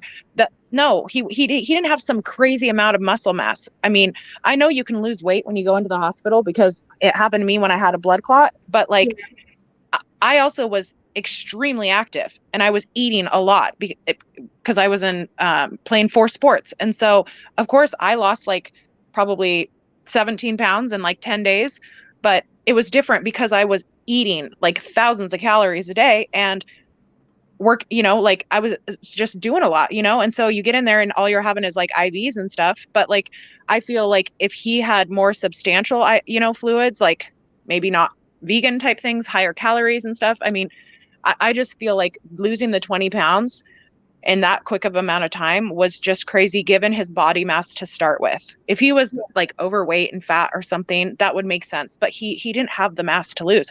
And one last thing I just wanted to say is with her, she needs to think, okay, if the roles were reversed, would she have wanted all of this stuff put out? Would she want people to see her seizing, hear her seizing, see her in the hospital, like, unconscious, just, I mean, I just, it's sad to think that she doesn't even think about that. She wouldn't want that. And in my opinion, I really do feel like she just, and that's one of her biggest issues, is having control. And the fact, and just like Crystal just said, and Miss Letitia is not allowed to take any pictures or videos of Vaughn either. To an extent, I can understand, as far as like going on social media the way that Dre did. However, being able to take a picture of him, it's ridiculous. And to me, I feel that is very not only telling, but that is just the lowest of the low, that his own mother has to be supervised to be in a room with her son. And the fact that she's not allowed to know what's going on with her son as far as medically, that right there shows everything that anyone needs to know. If you question anything about Dre, or you were giving her the benefit of the doubt, at this point, there is no benefit of the doubt anymore, because at the least, this woman deserves to know what's going on with her son. I feel like she should be able to take pictures with him and Yeah. just keep them private, because again, this could be the Just show last people, time, but not on social media or anything right? like This could be the last time that she ever has a picture of him. And yeah, they would be really heart-wrenching pictures and stuff like that. Yeah. But like, I just think about that if it was me and I hadn't seen like my son for, as many years, and as she hasn't seen him, and how, I would just, I guess, it's one thing to be able to see them and everything like that, but just to maybe have like one last picture. Cause I worry, like if he does pass away, I worry about the funeral and stuff. Like, right. I don't see Dre allowing the family to be there. And that's just messed up. Yeah, I hope between now and then that something changes and we just all really need to pray, or if you don't pray, send positive vibes that, that the care will be the best it can be, and the doctors will be doing whatever is in the best interest of Vaughn, whether it's food wise or medication wise, or, procedure wise, whatever it might be, because I do worry that she could be making things worse. And it scares me that she doesn't have to be supervised. I sure as hell hope that they have a little freaking nanny cam in there watching her when she's in there. I agree. Raquel, if the roles were reversed and this was a man doing this to his wife, this would be a way bigger story. Not just social media. Amen. I agree. Just like the Johnny Depp case. If the roles were reversed, everything just would have been completely different. And I really do feel like that with this case too. Everything that is going on right now is a huge double standard as far as why this story isn't bigger than what it is. But to have this kind of control and to try to keep the family, she's the one that's keeping the family alienated. She's the one who will not let her Letitia even know his medical condition. The woman has a right to know what's going on with her son, and she won't even let her know that. So that's why Letitia is getting an attorney. And like I said, keep on in your prayers, not only for him to open his eyes, to wake up, to overcome all of this, but also that justice is served, because something is not right here. It's not. I agree. Yep. All right. I'm going to end this in a minute. I'm going to hop down. Okay. Thank you for coming up, Goose. You're welcome. Thank you. Bye. Bye. Always a pleasure having Goose up here. I always like getting her opinion about everything. So tomorrow we will be talking about Without a Crystal Ball, and the shit show that she continues to stir, create. I think it's important to keep up on, a case that she said that she was not going to talk about anymore, but yet here she is still talking about it. Bye, Natasha. Thank you so much for stopping by, sweetie. Continue to pray for Vaughn and his family, and that things work out for the best, and that Vaughn opens his eyes and wakes up. And I will continue to keep, breaking down Dre's behavior. It's late, but I didn't go live until late anyway. So just keep praying, and whatever it is that you choose to believe in, send positive vibes their way, send prayers their way, that Letitia is able to get an attorney. Welcome, Keeping Up with Queen Tulsa Goddess. Welcome, sweetie. Sorry for any comments that I may have missed. And I love you guys. I hope to see you guys here tomorrow. And I love you too, Natasha. Thank you for being here. And could we all pray for Letitia and her family, and they get Vaughn back in their control? Absolutely. Yes, let's do a prayer for Letitia and her family. So everybody, bow your heads or whatever it is that you choose to believe in. But we're gonna pray. So I don't even know how to start this. This is so hard. Dear Heavenly Father, we pray to you that Letitia gets an attorney, that she is able to gain some kind of control over her son as far as knowing his condition, knowing his brain functioning, knowing what's going on with her son, because she's his mother and she has that right to know what's going on with her son.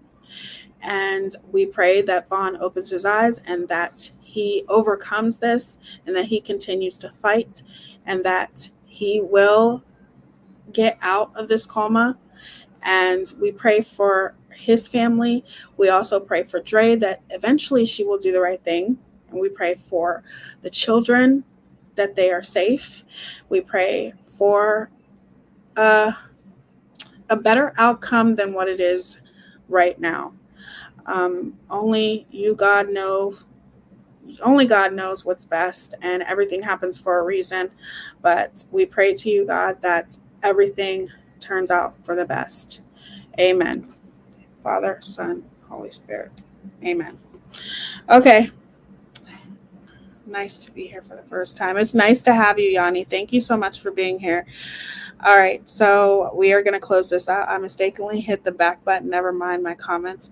They are from parts of the live that pause. That's okay, Avid. Thank you so much for being here. I bounce on channel and Teaya is nice. Thank you, Natasha.